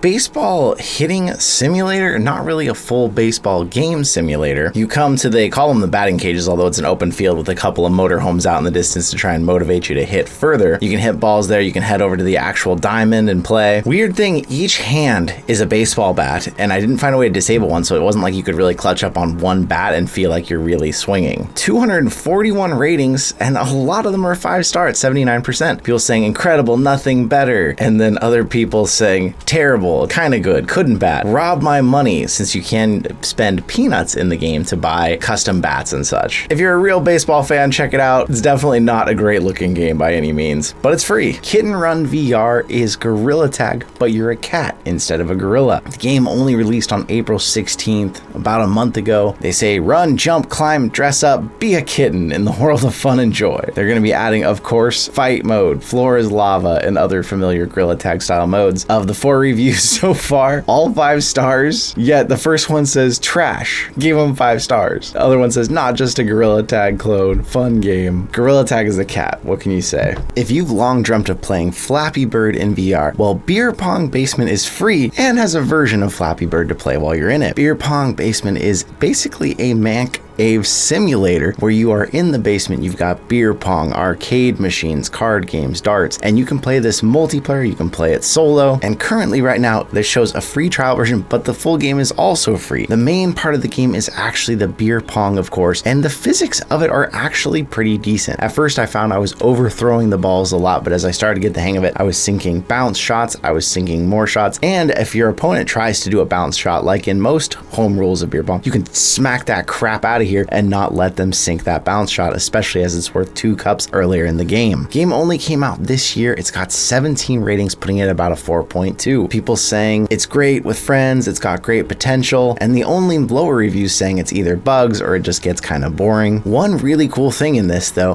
there's TVs all over the place, and you can put any YouTube video you want that plays on all those TVs simultaneously. So if there's something you want to watch or a podcast you really like on YouTube, you can just go in, put that on, and then entertain yourself with some beer pong or something while you're watching or listening to it too. The Stilt demo launch, this 3D platformer really feels like you've been thrust into a universe like Banjo-Kazooie, and you are playing the game through VR. It uses a locomotion system similar to Gorilla Tag, where you are pushing with your arms, but you have long spring stilts on each hand that makes it a lot easier to move or navigate around. You're jumping on enemies to take them out or collecting unique power-ups to then fight them. There's also puzzles, way to unlock additional content and levels, and this game I actually had to pull myself out of to come talk about. I was having such a good time. Apparently other people are too. With 35 ratings, this has about a 4.9 rating so far. People saying it's awesome, it's good platformer, they want everyone to play it, they want to know when the full version's coming out, and literally every written review is 5 stars. This is one I definitely think is worth checking out. Find My Phone app is not an app to help you find your real life phone, but a game where you are in a world where you have lost your phone, but luckily on your tablet you have a Find My Phone app, albeit a more dark humor and mean style of app. This game is really funny. It's a short exploration game where you're trying to just find your phone. Pretty self-explanatory. With 87 ratings, this is at about a 4.3 rating. 72% of them are 5 stars, saying it's very funny, they want more of the game, and they finally found their phone. And the only written reviews that are below that are saying there is some glitches, the game's older, so the hands aren't always working as well, or it's stopping them from progressing in the game. But it's a game for those of you who like that self-deprecating humor, or anybody who has struggled with finding their phone in real life might find this relatable. A lot of the VR soccer apps have been very popular so far in the free Quest games, but how about a finger soccer VR game that's a little bit more akin to like a foosball style game? This game works with either hand tracking or actual controller tracking if you want to be a little bit simpler of a style. With hand tracking, you can even flick your actual characters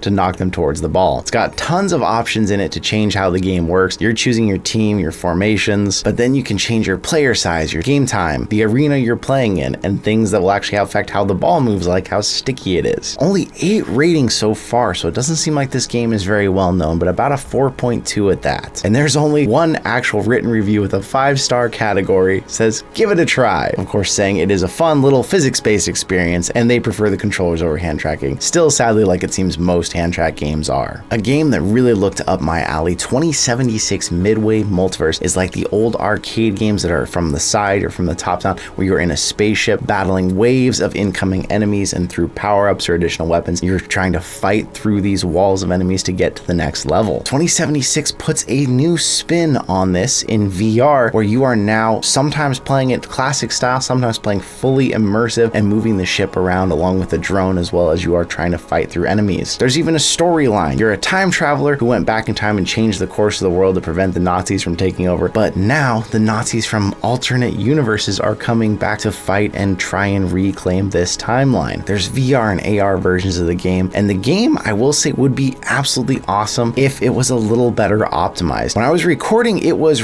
really jittery. When I turned off the recording, it was a lot better, but sometimes too many enemies, that frame rate dropped and it became much harder to play. With that, it's got about a 4.3 rating with 77 ratings. People saying it's the best, they're waiting for more, and lower reviews saying it's a demo. There's some bad control issues. Someone's saying the game was free, but I still feel like I paid too much. And then other people in some of the high reviews still citing bugs, which I will say were definitely there. One really cool thing, they also have a nostalgia arcade inside of this, which actually takes you to other games made by Ivanovich Games. Games you might already know from VR, like Touring Carts, Beat Blaster, Operation Workade, and others. If you're into this type of game, I would say check it out, but know that it's been out since 2021, so I doubt, unfortunately, it's going to be further optimized, but maybe. Goalieinator is not meant to be a hardcore simulation of goalieing in hockey, but it is an arcadey game based on that. This game puts you in the hockey rink as a goalie with all different types of options and modes to customize how you're playing this. Training modes, leaderboards, and you can even customize the colors of your gloves, blockers, and your goalie stick. With 80 ratings, this is at a 4.5 star rating.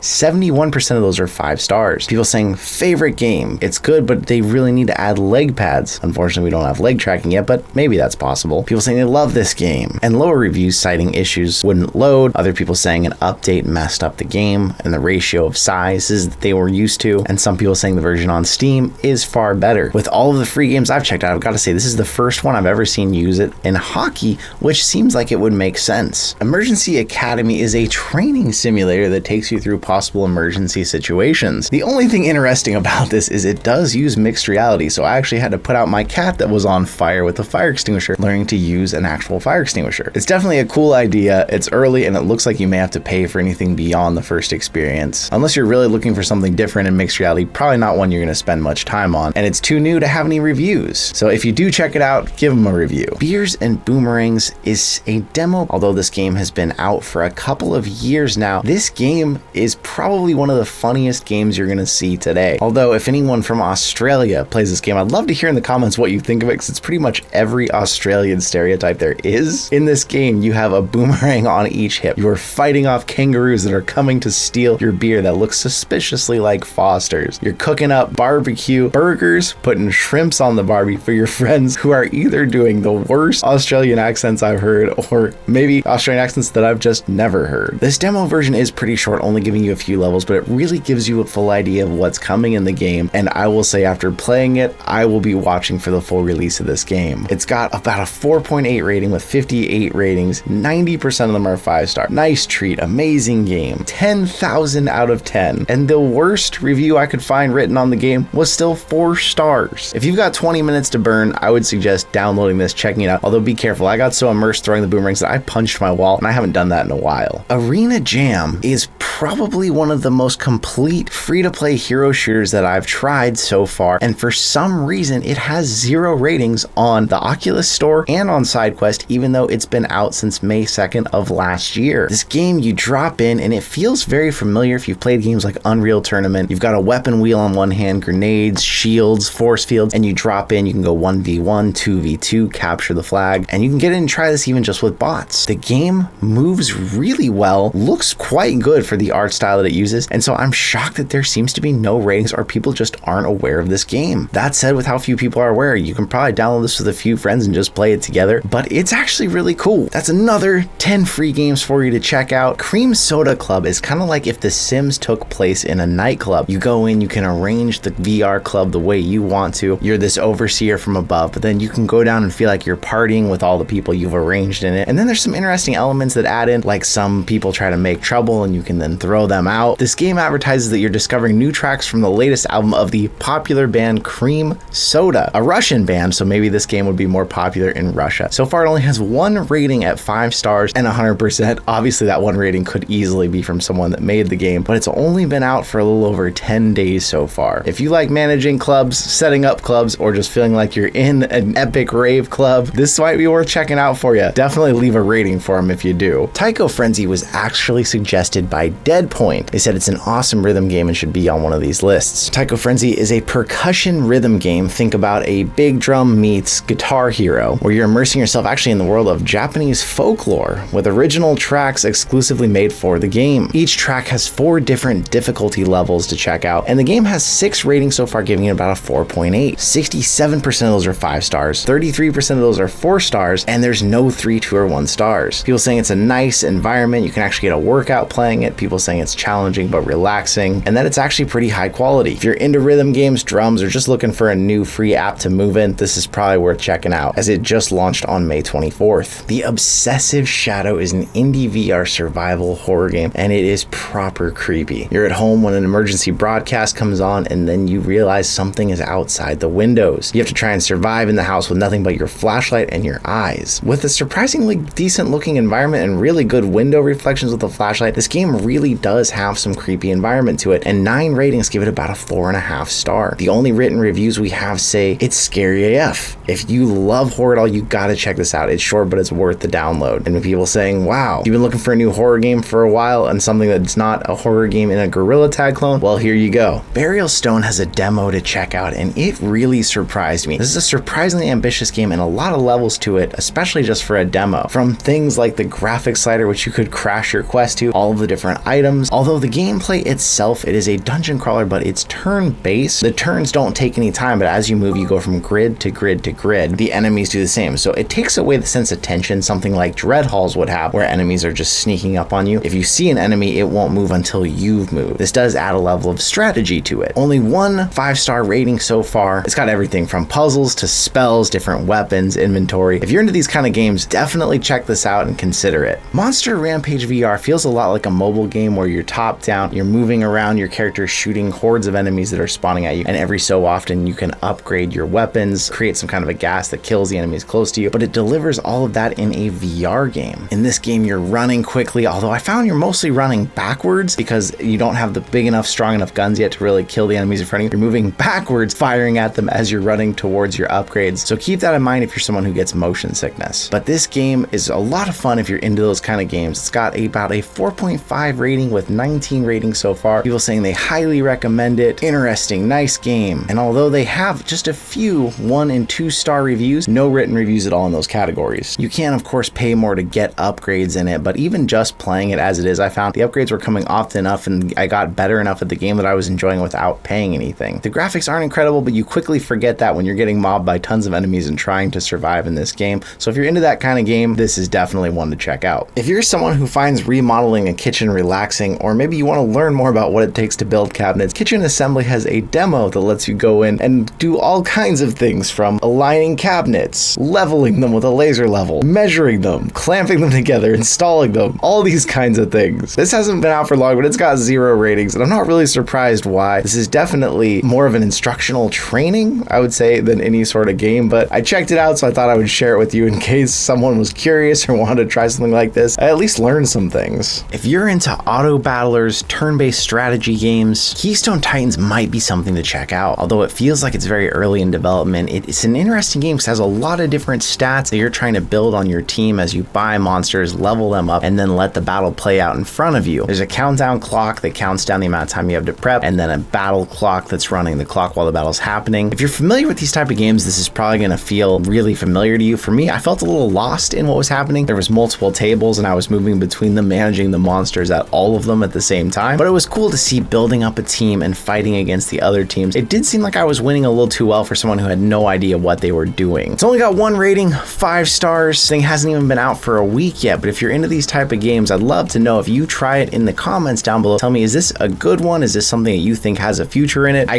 really have no idea. I'm not used to these games at all, but it was interesting to try it. Draconite looks a lot like a simple wave shooter when you open it up. But something that's unique about this is if you have a play space that's 10 by 10, which is pretty big, you can actually set this to room scale mode where you don't use any locomotion theme and you move all around the play space yourself. In Draconite, you are fighting off waves of enemies with different weapons that you actually customize and build yourself piece by piece to change how these are used. used. Some unique mechanics: when your weapon runs out of ammo, you can throw it as a grenade and it explodes then, and then it takes its time to reload in front of you. Between each wave, you get to choose different power-ups that might make that reload time faster, might save you from more damage, and it's definitely a pretty polished game for what it is, although I wish there were more options to change about the locomotion and the vignettes. With only 6 ratings so far, it's been out barely less than a month, but it's at about a 4.3 rating. 83% of those are 5 stars and 17% of those are 1 stars. Very divisive opinions here, but all the written reviews are 5 stars. Amazing, nice game, great game. It's definitely one that I think would be good to have in your library for when you're showing people that are new to VR something simple, something that doesn't require a lot of movement around, or if you're someone who really likes upgrading weapons, taking on waves of enemies. It actually isn't bad at all for a wave shooter. Thanks to Sepnetic for suggesting Soccer World, which I had not heard of before. Soccer games have been very popular on these lists so far, and Soccer World is a different one. Is definitely very early in development. Early enough that I'm a little surprised there is paid options for each of the soccer mini games inside of it you are playing. The first one, you can at least play through level 10 of goal attack. The balls are getting kicked at you, but you can't see a kicker. The ball just launches off the soccer field and you are trying to block it as a goalie. It's cool that your meta avatar is actually in this for immersion, but I found that the gameplay was a bit tough. It shows in the trailer them very clearly catching the ball when it's kicked at them, but every time I tried to grab or grip the ball, it would bounce off my hand and possibly roll past me into the goal still, and you get booed every time the ball makes it into the goal. That's a very stressful element to this. Several other mini games you can check out in there: Foosball, Memory. They each have at least a free version, and then you can pay for it after that if you want. 2 ratings so far, both are 5 stars, one of which says great app, great games, and they love playing attack, defense. There is some leaderboards you can look at too. For the soccer fans out there, if you get in, I've got to know what you think about this, because it says here, with stunning graphics and immersive gameplay. I definitely say the gameplay does get immersive when you're trying to block those balls, but I would not say the graphics are stunning. Now, Siberian was a game I was actually pretty surprised by. Between the 6 ratings, giving it about a 2.3 star rating, which is one of the lowest I've ever seen, and the fact that not a single person had written a review about it, I walked into this with extremely low expectations. It's a multiplayer action-adventure game with co-op with 1 to 4 players. It advertises that it's got an in-depth story with 20 plus missions and 50 plus hours of gameplay, but when you walk into it, there's all these unique characters you can pick from. Although it feels a lot like a Rec Room mini game that someone has built, the environments look nice for the art style they've done. You step into the level, collect the crystal, and then enemies spawn and start attacking you. There's different weapons you can use to fight back, and it is very simple and very new. It only came out on April 10th. I was surprised at the amount of fun I was having just checking this out. I think if you got a crew up to 4 friends, just like in Rec Room, doing the quests in there, this would be something you could actually have a lot of fun doing together. It's a very simple environment, very simple AI, but it shocked me for what I expected versus what I found when I actually got into this. Star Raver advertises itself as a multiversal club. Now, this is more of a social experience type game, and it only came out on May 12th, so it's only been out for about a month so far. In this game, you're hanging out with your friends in a sci-fi music clubs, different mini games you can try, from tic-tac-toe, beer pong style games, this weird one where you pit little stars fighting each other, and different things like that. I do appreciate how in the trailer it definitely seems like maybe the person who developed this did the voiceover for the trailer as well. 1 rating so far, probably can guess who it might be from. It's 5 stars, no written reviews about it. If you like sci-fi, if you like social apps, this might be one to go check out and leave a review for them. Let them know what you think so that there's more than one for people to check out. But they say they're gonna throw a fun rave with or without you. Octonic was just shown off during the Upload VR Summer Showcase, and although this is more of a fitness app, it's looking to gamify your treadmill workouts by putting you in virtual worlds that you then get to run through. Now, although you can try it for free, if you do want to try the multiplayer, or if you do end up liking it and want to keep it, you'll end up paying for a subscription for this. You can stick with the free version or just purchase Worlds if you want to avoid that subscription though. With 41 ratings so far, this is at about a 3.8 rating. 49% of that 5 stars, people saying it's got potential, people saying it's a very excellent start, but lower reviews saying glitches, connection issues, and some people being really unhappy after they paid for the more premium features and then are finding more of these glitches and problems. What do you think about running with a VR headset on? I've tried a lot of VR fitness apps, and some of them are really great. They really help you get in, not realize you're getting a workout. I would definitely recommend talking to your doctor first about the potential of having that weight hanging off the front of your face and something like jogging. And even here at the bottom, Octonic recommends using a non-fabric head strap like Kiwi for jogging or running. Cosmic Flow describes it as a relaxing VR experience, and it is a truly unique experience. When you go into Cosmic Flow, it's just a quick menu in front of you, and then you drop into this environment with all these psychedelic colors, movement around around you. Not only that, it gives you all these different options to change how it's working. You can change the speed of how it's coming at you, the width of the object, you can reverse it. It's definitely an immersive experience and something you're not really going to be able to understand what it's like on a 2D screen, but I would say it's worth checking out if you're into anything psychedelic, relaxing meditation style experiences. And a lot of people agree, with 84 ratings giving this about a 4.7 rating. 81% of those are 5-star with 0% 1-star ratings, with the only low ratings saying pretty but dull, but a lot of people saying really cool, great potential, bit limited, relaxed. The developer is definitely trying to make something artistic here, and if you're into that, I would say it's worth taking a little time to check it out since it's free. If you want to fall even further down the rabbit hole of psychedelic visual art styled experiences, Psyche 60's demo will definitely take you there. More of a guided tour experience that advertises it's taking you back to the 60s or the psychedelics era, where the first time psychedelics were ever consumed in mass. A very odd experience that just came out a few weeks ago, and due to that, 0 ratings, 0 reviews so far. If you're into art or you want to see what San Francisco was like in the 60s or any of this time, might be interesting for some history buffs, but if you take the time to check it out, tell me in the comments what you thought on a scale of 1 to 10 of how trippy and weird it was. Now, I really hesitated to put Horse Rider on the list at all, but VR Lover suggested it, so I had to go try it out. In Horse Rider, you are just riding a horse. Through realistic hand motions, you're controlling the horse, whether you're pulling back on the reins or slapping with the reins. I could not figure out how to freaking get the horse to jump. The hand controls are very tricky to learn, but once you get them down, you do kind of get a bit of a thrill from riding the horse faster, although I had to break the map a couple times because I couldn't jump over the obstacles just to continue going through the course. To the one person who sees this here and thinks, I've got to go try that, if you figure out how to actually jump, let me know in the comments. Grimlord is currently in early access and free on Quest 2. Now, this game, when you first get in, it feels like it's going to be a Blade and Sorcery type game, maybe crossed with a little Until Death, but this game really surprised me for how good it looks in early access. The graphics when you look at your armor up close, the reflections in it, and then as you get into these bigger hallways in the world, the game looks really good, although if you look at some things up close like the water, not quite as amazing. Grimlord advertises itself as an RPG that is native to VR interactions, with physics-based combat, all kinds of swordplay, and even some unusual mechanics you don't usually see in other games, like when I drop my sword, it's stuck in the ground. If I shoved it into a wall, it stayed there. And the parrying and combat itself actually feels really good. The skeletons that you're up against so far aren't the fastest at combat, but it gives you a good rewarding system where you can actually block an attack and then counter it. You can also use your fists to take them down. It's another game that is just fun to play. It takes you through a world, but it does feel like it's early access. I would highly recommend, if you're interested in any of these type of games, check it out, and so far enough people have given it ratings. It's sitting right about a 4-star rating. Different ratings from people saying they love it, they can't believe it's free, and some people of course saying things like Battle Talent or Blade and Sorcery are better versions of this game. The game of course being in early access, it's laggy, or some people just hate the mechanics. I will say personally, after playing it for a while, I was really enjoying it. You're having a good time punching these skeletons, and obviously as the game develops more, we'll probably see a more variety of enemies and other interactions in the game. I feel lucky that we get to play it on Quest 2 in early access free, because it is like $24 on Steam right now, although there's a demo over there as well. So if you're checking this video out right now, I'd say check out Grimlord while you can. Dreamland, this social game feels a lot like the earlier days of Rec Room, or even some things like VR Chat. It has one of the worst locomotion systems to start. You can change it, but at first when you try to move, you see your avatar move around the room, and then when you stop moving, you teleport to the point where that avatar went. If you can get past that, you can switch to smooth locomotion, although it's very slow, but it has tons of little games in it. From a game where you're crawling through a dungeon to a game where you're shooting zombies, fighting through a cowboy and western themed scene. This game feels like it's early, but it feels like it could have promise for a brighter future if enough people actually check this out and play it. I will warn you now, I wouldn't try Shoot the Zombie yet. It delivered me one of my worst frame drops I've ever seen on the Quest. But with all that said, it's only got 3 ratings so far and has a 5-star rating. People who've tried this out saying it's nice, the game functions complete, the way to play is different, they've met friends. Other people saying it's good, it's newly launched, but they have a lot of good shooting games. If you check this one out, I'd love to hear in the comments what you think, or leave them a review, because it's very new. People who find this might jump in thinking it's going to be better, or might jump in and be surprised that it's actually a pretty complete feeling game. Now, when I was testing Hyper Inferno, it was hard to get a really good bead on this game because it's only been out for a few days and it's a multiplayer action shooter, which really needs the multiplayer to be able to enjoy it. Although I had to navigate the lobbies alone, there is a Discord that they have where you can go to try and find more people to play in this. This puts you in these different cityscapes, flying around a hovercraft with two guns trying to take each other down in fast-paced action. The hovercraft can jump up surfaces that aren't too tall, allowing you to climb a bit of the surroundings around you, although a lot of times it'll clip you into a building and then shove you back into the course. The game advertises how it just puts you straight into the game. It doesn't take you through some long lobby experience, and it's true. When I first loaded up, it put me on top of a building above it. I went through a portal and then I was in the action or lack thereof. Although it's really new, it does seem like this would be something interesting if you had a crew of people who like to play games together, or if you find a time with people on the Discord to check it out. With that said, it's barely been out. It has 0 ratings so far, so we don't know much about it, but in checking it out, it looks like it has promise, but it definitely has some glitchiness. The way you shoot the guns is kind of weird because it looks like the gun is still sparking as you're firing. Yeah, it's just firing one continuous laser out of it. It definitely seems like a small built project, but something that could have a future if it gets enough people in it. Now, Deceptive Reality still isn't out yet, but I wanted to include it on this list because you can get it in early access, and it was suggested by VR Lover to check this out. Too often in VR games, we get used to games not having a lot of storyline or anything in depth. This game goes a little far the other direction, adding a long narrative, a lot of comic book style cutscenes, but this game really gave me a feeling of if you took Max Payne, The Matrix, and a little Deus Ex and put it all together in one game. Now you can tell the game has been worked on for a while and it's still early. It's not the best looking game, but the environments are massive and sprawling, and the combat style, you better have some room for this game. You are fighting multiple enemies at the same time with real punches, 360-degree combat, and you might actually get a decent boxing workout while you're playing this. With all of that said, take my opinions with a grain of salt here because it does have a lower rating at a 3.5 with about 22 ratings. Some people singing its praises, best game, best team, but other people bringing up glitches with the movement, saying that they got stuck at a door part that just wouldn't even let them past it. Some people saying it didn't have left-handed support, with a lot of split decisions here on the reviews, 45% of them being 5 stars, 23% of them being 1 star. With that said, the demo is totally free, so if some of you check this out, I would love to hear your thoughts on it. It just feels like the kind of game we don't always get in VR, so I found it really interesting to check it out. If you've been interested in gamifying your fitness routine, HoloSweat is a new VR fitness app that just came out this month, and it does a lot of things we've seen in other workout apps, including things like boxing while you're standing, but it also adds things like crunches, lunges, side planks, and other things that have you working down on the ground. The big twist here is it not only uses VR, but it also uses pass-through, and it allows you to consume content on different sites while you're actually inside of it, and then that content panel can switch from side to side and follow where your head is going so that you're not craning your neck to look at some screen that's always in front of you. Of course, being another new app, we've got 0 reviews so far. It does talk about how you can even use heart rate monitors with this. It's got statistics system to help you track your journey. If anyone out there has spent any time in this yet, let me know. I've been in VR Workout, Supernatural, Lightboxer, been in a bunch of these lately, checking them out. I'd love to hear your thoughts as well on HoloSweat. For those of you who are actually excited about Volleyball, that weird volleyball egg simulator we found, I saw on Reddit the developers of another volleyball type game were bringing this one back up, Blobby VR. Now this is a casual arcade style multiplayer game where you are playing volleyball, but the twist is only with your head. You bounce the ball back and forth. Games don't last too long, only about 90 seconds. Completely free to check out if you're somehow into volleyball. I didn't think anybody was going to care about volleyball, but some of you said it was exciting to see it on the list, so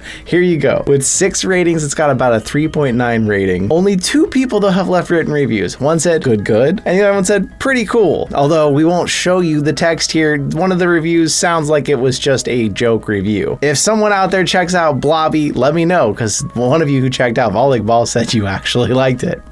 Surprise me. At first glance, Paddle VR you might think is a tennis simulator, but Paddle is actually its own game. It's like a cross between squash and tennis. Paddle VR, currently in alpha, you can check it out for free. It's here to teach you more about this game and how to learn, train, and even play. With different modes, warm-ups, mini games, it's offering a lot in the way of Paddle, which I literally had never heard about till I found this game. 9 ratings, of course, one of them says 10 out of 10 would make it again, though the makers of the game put that review. Other people still giving it good ratings. Some saying it's really good, they're excited to play, best game, but one person warning, it's dangerous in a small player. You should have some play space before you try this out. Sports games have been popular on these lists, so if anyone out there plays Paddle, I would love to know that you actually play this in real life, and I would love to know how this compares. Now, a lot of you loved that I'm finding newer games for you to check out, but sometimes it means we find some really weird ones. The Training Facility demo is a free demo of a more full game, supposedly, called The Training Facility. Now, in the demo mode, you get basically the whole idea of this game, physics-based training simulator where you're running through trying to take out people that have hostages while not shooting the hostages. I was intrigued by the trailer actually because it kind of reminded me of like an old GoldenEye 64. It actually sounded like it pulled some of the sound effects directly from those same files. But when you get into this demo, you find out you only get one level of it, and it's one of the ones with like none of the assets actually fleshed out. The walls just look like these grids, and it's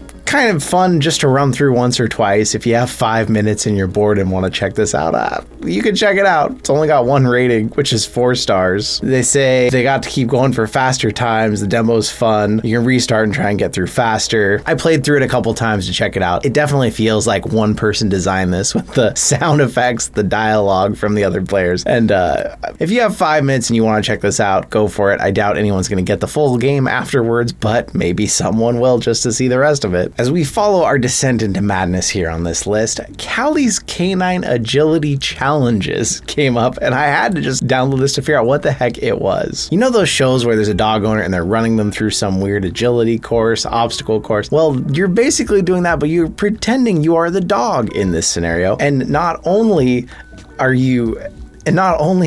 God, I can't do this. And not only are you running through these dog-sized obstacles, you got to get down to actual dog size. I had to get down on all fours on the floor in my room to run through the tunnels and do these other things. I really want to email the person who shows their email right there and ask them what this was about. Multiple courses, they say some fun, some difficult, no reviews. I don't think anyone besides me and Cali even know this exists. But now that some of you do, who knows? Maybe you've always fantasized about being a dog running through an obstacle course, and this is finally going to give you the chance to live out that fantasy. Last obscure weird thing that I found, Draw 3D. It says you can draw many colorful cubes, you move them around, you can even actually take files into Draw 3D and create your own objects in this import of. This one was kind of cool actually when I was checking it out, but you gotta have that creative passion or something to make something out of this. So someone like me who doesn't do a lot of 3D modeling or drawing or scaling, I definitely felt limited by my own imagination and ability. So for someone who wants to, you could do something with this. Although I think about like Rec Room, which is free, you could go in, use the Maker Pen, and if you make an environment you really like, you can publish out on Rec Room for other people to check out. So probably more worth your time. Realm of the Fallen is a game that just launched into early access on the Quest platform. Right now there's currently a playable demo of it, and I've got to say this game, I had an absolute blast playing the demo. It really takes you back to like an early Doom or Quake in VR. It actually really reminded me of a game named Hexen, if anyone has any idea what that is, because it puts you back in medieval times. You've got different weapons, you're unlocking this really cool map that helps you find your way around through these dungeons as you're fighting the enemies through it. And although the demo is a very short experience, I would highly recommend checking this out. I know I will be watching this game closely to see how it develops. Kimono and Chibi was a game I had no idea what to expect, as you only see some screenshots on the App Lab page and there's no trailer. Getting into this, you are playing third person to this cat-like creature with a little rider on top of its head that kind of actually reminds me of the little Koroks from the new Tears of the Kingdom game. As you start playing the game, it's pretty obvious you're in a post-apocalyptic world and you're trying to rid this evil, red, filthy creatures from all of the city. And as you do, the plants reclaim the life. The city doesn't actually rebuild. Looking more at the page here, the plot is you are trying to remove the kigare, which is a Japanese word for basically the pollution that has overtaken the city. Warning here, you need to have your VR legs because the motion in this, you are riding around third person behind the cat and it is pretty intense. This is a really unique game, but between a beautiful soundtrack, an interesting, albeit kind of repetitive task of taking out all of the kigare in this city, and my completionist mentality of just wanting to finish it 100%, I actually spent time past this whole thing. It took about 40 minutes and it was a very interesting, beautiful experience with a nice ending. And apparently the 2 people who have tried this and rated also agreed. This has a 5-star rating from only 2 people. Ballsy here talks about how you can feel the Okami and Zelda influences. They basically say it's a fun, well-made game inspired by 2 of their favorite franchises, of course, being Zelda and Okami. If the footage you're seeing here intrigues you at all, or this plot line, I would say sit down, expect it to take a little over a half an hour. Don't be a completionist like me and look for everything. Just get through all the bosses with what you need to get through them. And I'd love to hear in the comments what you thought about when you're all done. Space Cat Chasing Stars feels like you're trying to be Nyan Cat in space. space, flying around trying to create these rainbows. And because of that, I included on this list, although I will warn you, the movement system is more convoluted than even some of the worst Gorilla Tag clones. You get in this and you're third person or flying behind a cat in space. You have to grab this token, pull to the direction you want to go, and then it launches you that direction at the speed you threw the token, although I found this to be very tedious and tricky to actually do. This was just a really weird one. I really wanted to hear from some of you. If you go try this, what did you think of it? Very strange experience. I feel like I never quite got the mechanics right, but so far no one's given it any rating, so we really don't know what anyone else thinks about it. Art of Combat really feels like you're going back into an old Virtua Fighter or Street Fighter in VR. Now this is a fighting game where you're using your actual hands to fight. Because of that, there's a very slow movement mechanic to move around, but you have stamina points on one hand, you have mana points on the other hand, and so when you have stamina points, you can jump around a little bit faster, and when you have mana points, you have special attacks that you can use against your enemies, including fire, stronger fists, and a bunch of other possible combos. The game actually looks quite good, and it is very intense combat. The feeling of the game against your enemies and how much you're moving, you could get a real workout trying this out. So far, only 2 ratings, both 5 stars, and one says fun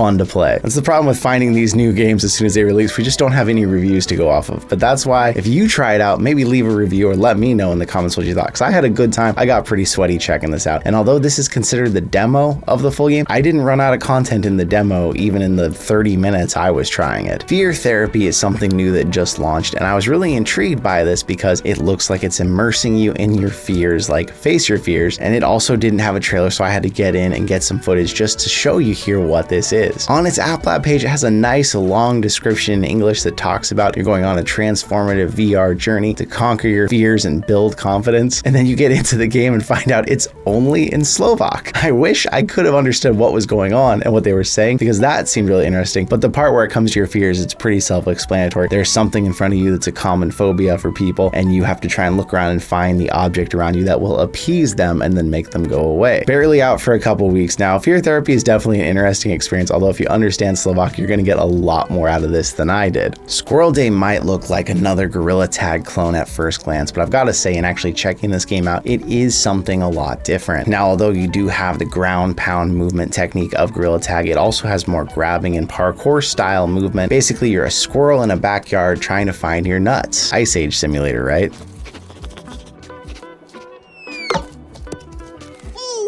This is a very early version that has barely been out, but it is something interesting if you're into these kind of games where you like to jump around, travel through environments. And the thing that I really liked about it is it really put you down in the size of a squirrel, so the scale of the world around you was much, much bigger and more impressive than other games like this. Only 3 ratings so far. 2 of them are 5-star, 1 is 4-star, but the only person who wrote anything down let us know, amazing. Graphics are still a little rough regarding the trees, but the play is amazing. It's quite the upper body workout too. The game is just different enough from all the other Gorilla Tag clones that it doesn't have a bazillion ratings already. So if you check it out, let them know what you think. I really had a hard time getting a hold of my nuts in this though. I didn't mean that line to sound quite like that did. I personally had a hard time getting to some of the nuts because they are really far away and you really have to plan your movements and the way you're going to get there. So some people might really enjoy that challenge. Titans Clinic. I gotta give a quick trigger warning here before we even get into this game. If you have a problem with anything dental, teeth related, you might want to skip this section of the video and skip playing this game altogether. Titans Clinic puts you as a normal sized person in a clinic where Titans come in to get their teeth cleaned. I will say personally, as someone that doesn't really have an issue with teeth related things, I had a hard time with moments in this game. It reminds you a lot of Surgeon Simulator or something where you're trying to clean these teeth, but sometimes things go wrong and it can be horrifying. And the way the characters faces wince or they even start crying makes it so much worse when you're trying to play this. That said, the game looks amazing. The graphics are really good. The tools work really well. It's a good balance of the tool doing what you want and occasionally slipping up to where it adds a little bit of challenge without being frustrating like Surgeon Simulator was before they updated and fixed all that. 72 ratings does put this just under a 4-star rating, with 42% 5 stars and 14% 1 star. Reviews are split between people saying amazing game, loving it, but people also bringing up what I said, it is uncomfortable at moments when you have to pull things out. Keep in mind here, there is a full version of this. This is only the demo, and it is a timed demo, unlike other demos where you can't just continue playing forever on one same level. It's only so much time. It'll give you a good taste of the game before if you decide you want to get the real thing or check out some of the other games from this developer like Shaven stuff that people really like. The Silkworm was actually suggested by several of you out there, so I had to get in and check this, even though this has been out for a while, a couple years now. The Silkworm seems like a simple Unity project that's someone made, but really puts you in the place of like a Spider-Man, where you can fire webs, you can pull on them, and you can really get some real momentum going as you pull on these more and explore this pretty simple looking city. There is of course some jank to this game, which actually adds to the fun to me. So as you get out of the city, things get more and more unpredictable, and you're really moving around fast, seeing these sights as they whiz by. A lot of people do know about this game, with 371 ratings, putting it about a 4-star. People saying the swinging is perfect. People saying it's got potential. And then of course people adding more details that they want to see in the game. People want to see tricks. People want to see textures.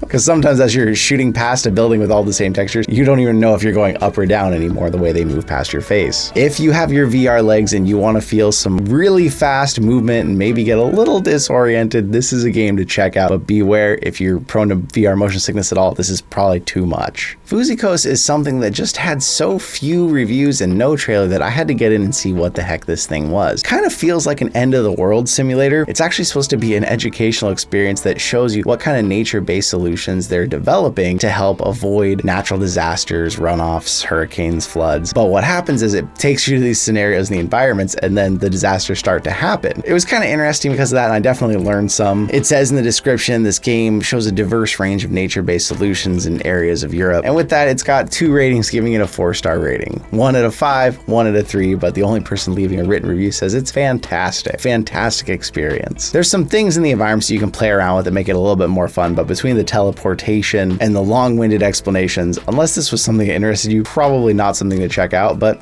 I did. Remio was suggested by Remio John. Big surprise. Another social VR app to add to the long and growing list of obscure social VR apps that people may not know about. Now, when I first got into this actually reminded me of Facebook Horizon's earlier builds, and I actually wondered at first if that's what this was. They ended up renaming and leaving the build up. That doesn't seem to be the case at all, but it really takes you back to that. And it's somewhat known, with 70 ratings so far, giving it about a 3.7 rating. These are very split reviews, with 62% 5-star and 30% 1-star. Some people saying it's actually better than Rec Room. Some people saying it's horrible. It's the Wish version of Rec Room. Other people bringing up for company meetings this actually works well. A lot of times these smaller social apps really come down to what kind of community you run into while you're in there, whether or not you end up liking them. So I will say, when I checked it out and tried it out, there was a balance, of course, between some very young kids running around asking the same questions, some other people just being random, and some people that seemed really cool. So if you've been looking for another one, Remio might be one to check out. Move Fast is a free hand-tracked game experience, really to demonstrate the improvements that have been made to hand tracking on the Quest 2 and how fast it can keep up. Move Fast is a fitness style app, rhythm-based game, kind of feels like Beat Saber, but with more boxing, slapping, chopping, and even blocking in it. This is a short experience, but you get into it. It looks really good. It's a decent way if you're trying to show people what fitness can be like on the Quest, especially with just hand tracking, because it really does work quite well. Different blocks come at you. You're either punching, chopping, palm striking, or blocking to the beat of the music as these are coming at you. There's currently just 4 songs with different difficulties on them, but this is a good app, I'd say, to add to your library so you can show this to other people when they're interested in what hand tracking can work for. It's too new, it's got 0 ratings yet, so if you check this out, maybe hit it with the rating, let them know what you think. Never Down looks to be VR's answer to a recent game that got really popular called Only Up, where you are climbing a world in 3 dimensions, similar to Bennett Foddy's old game, Getting Over It, the rage-inducing game that it was.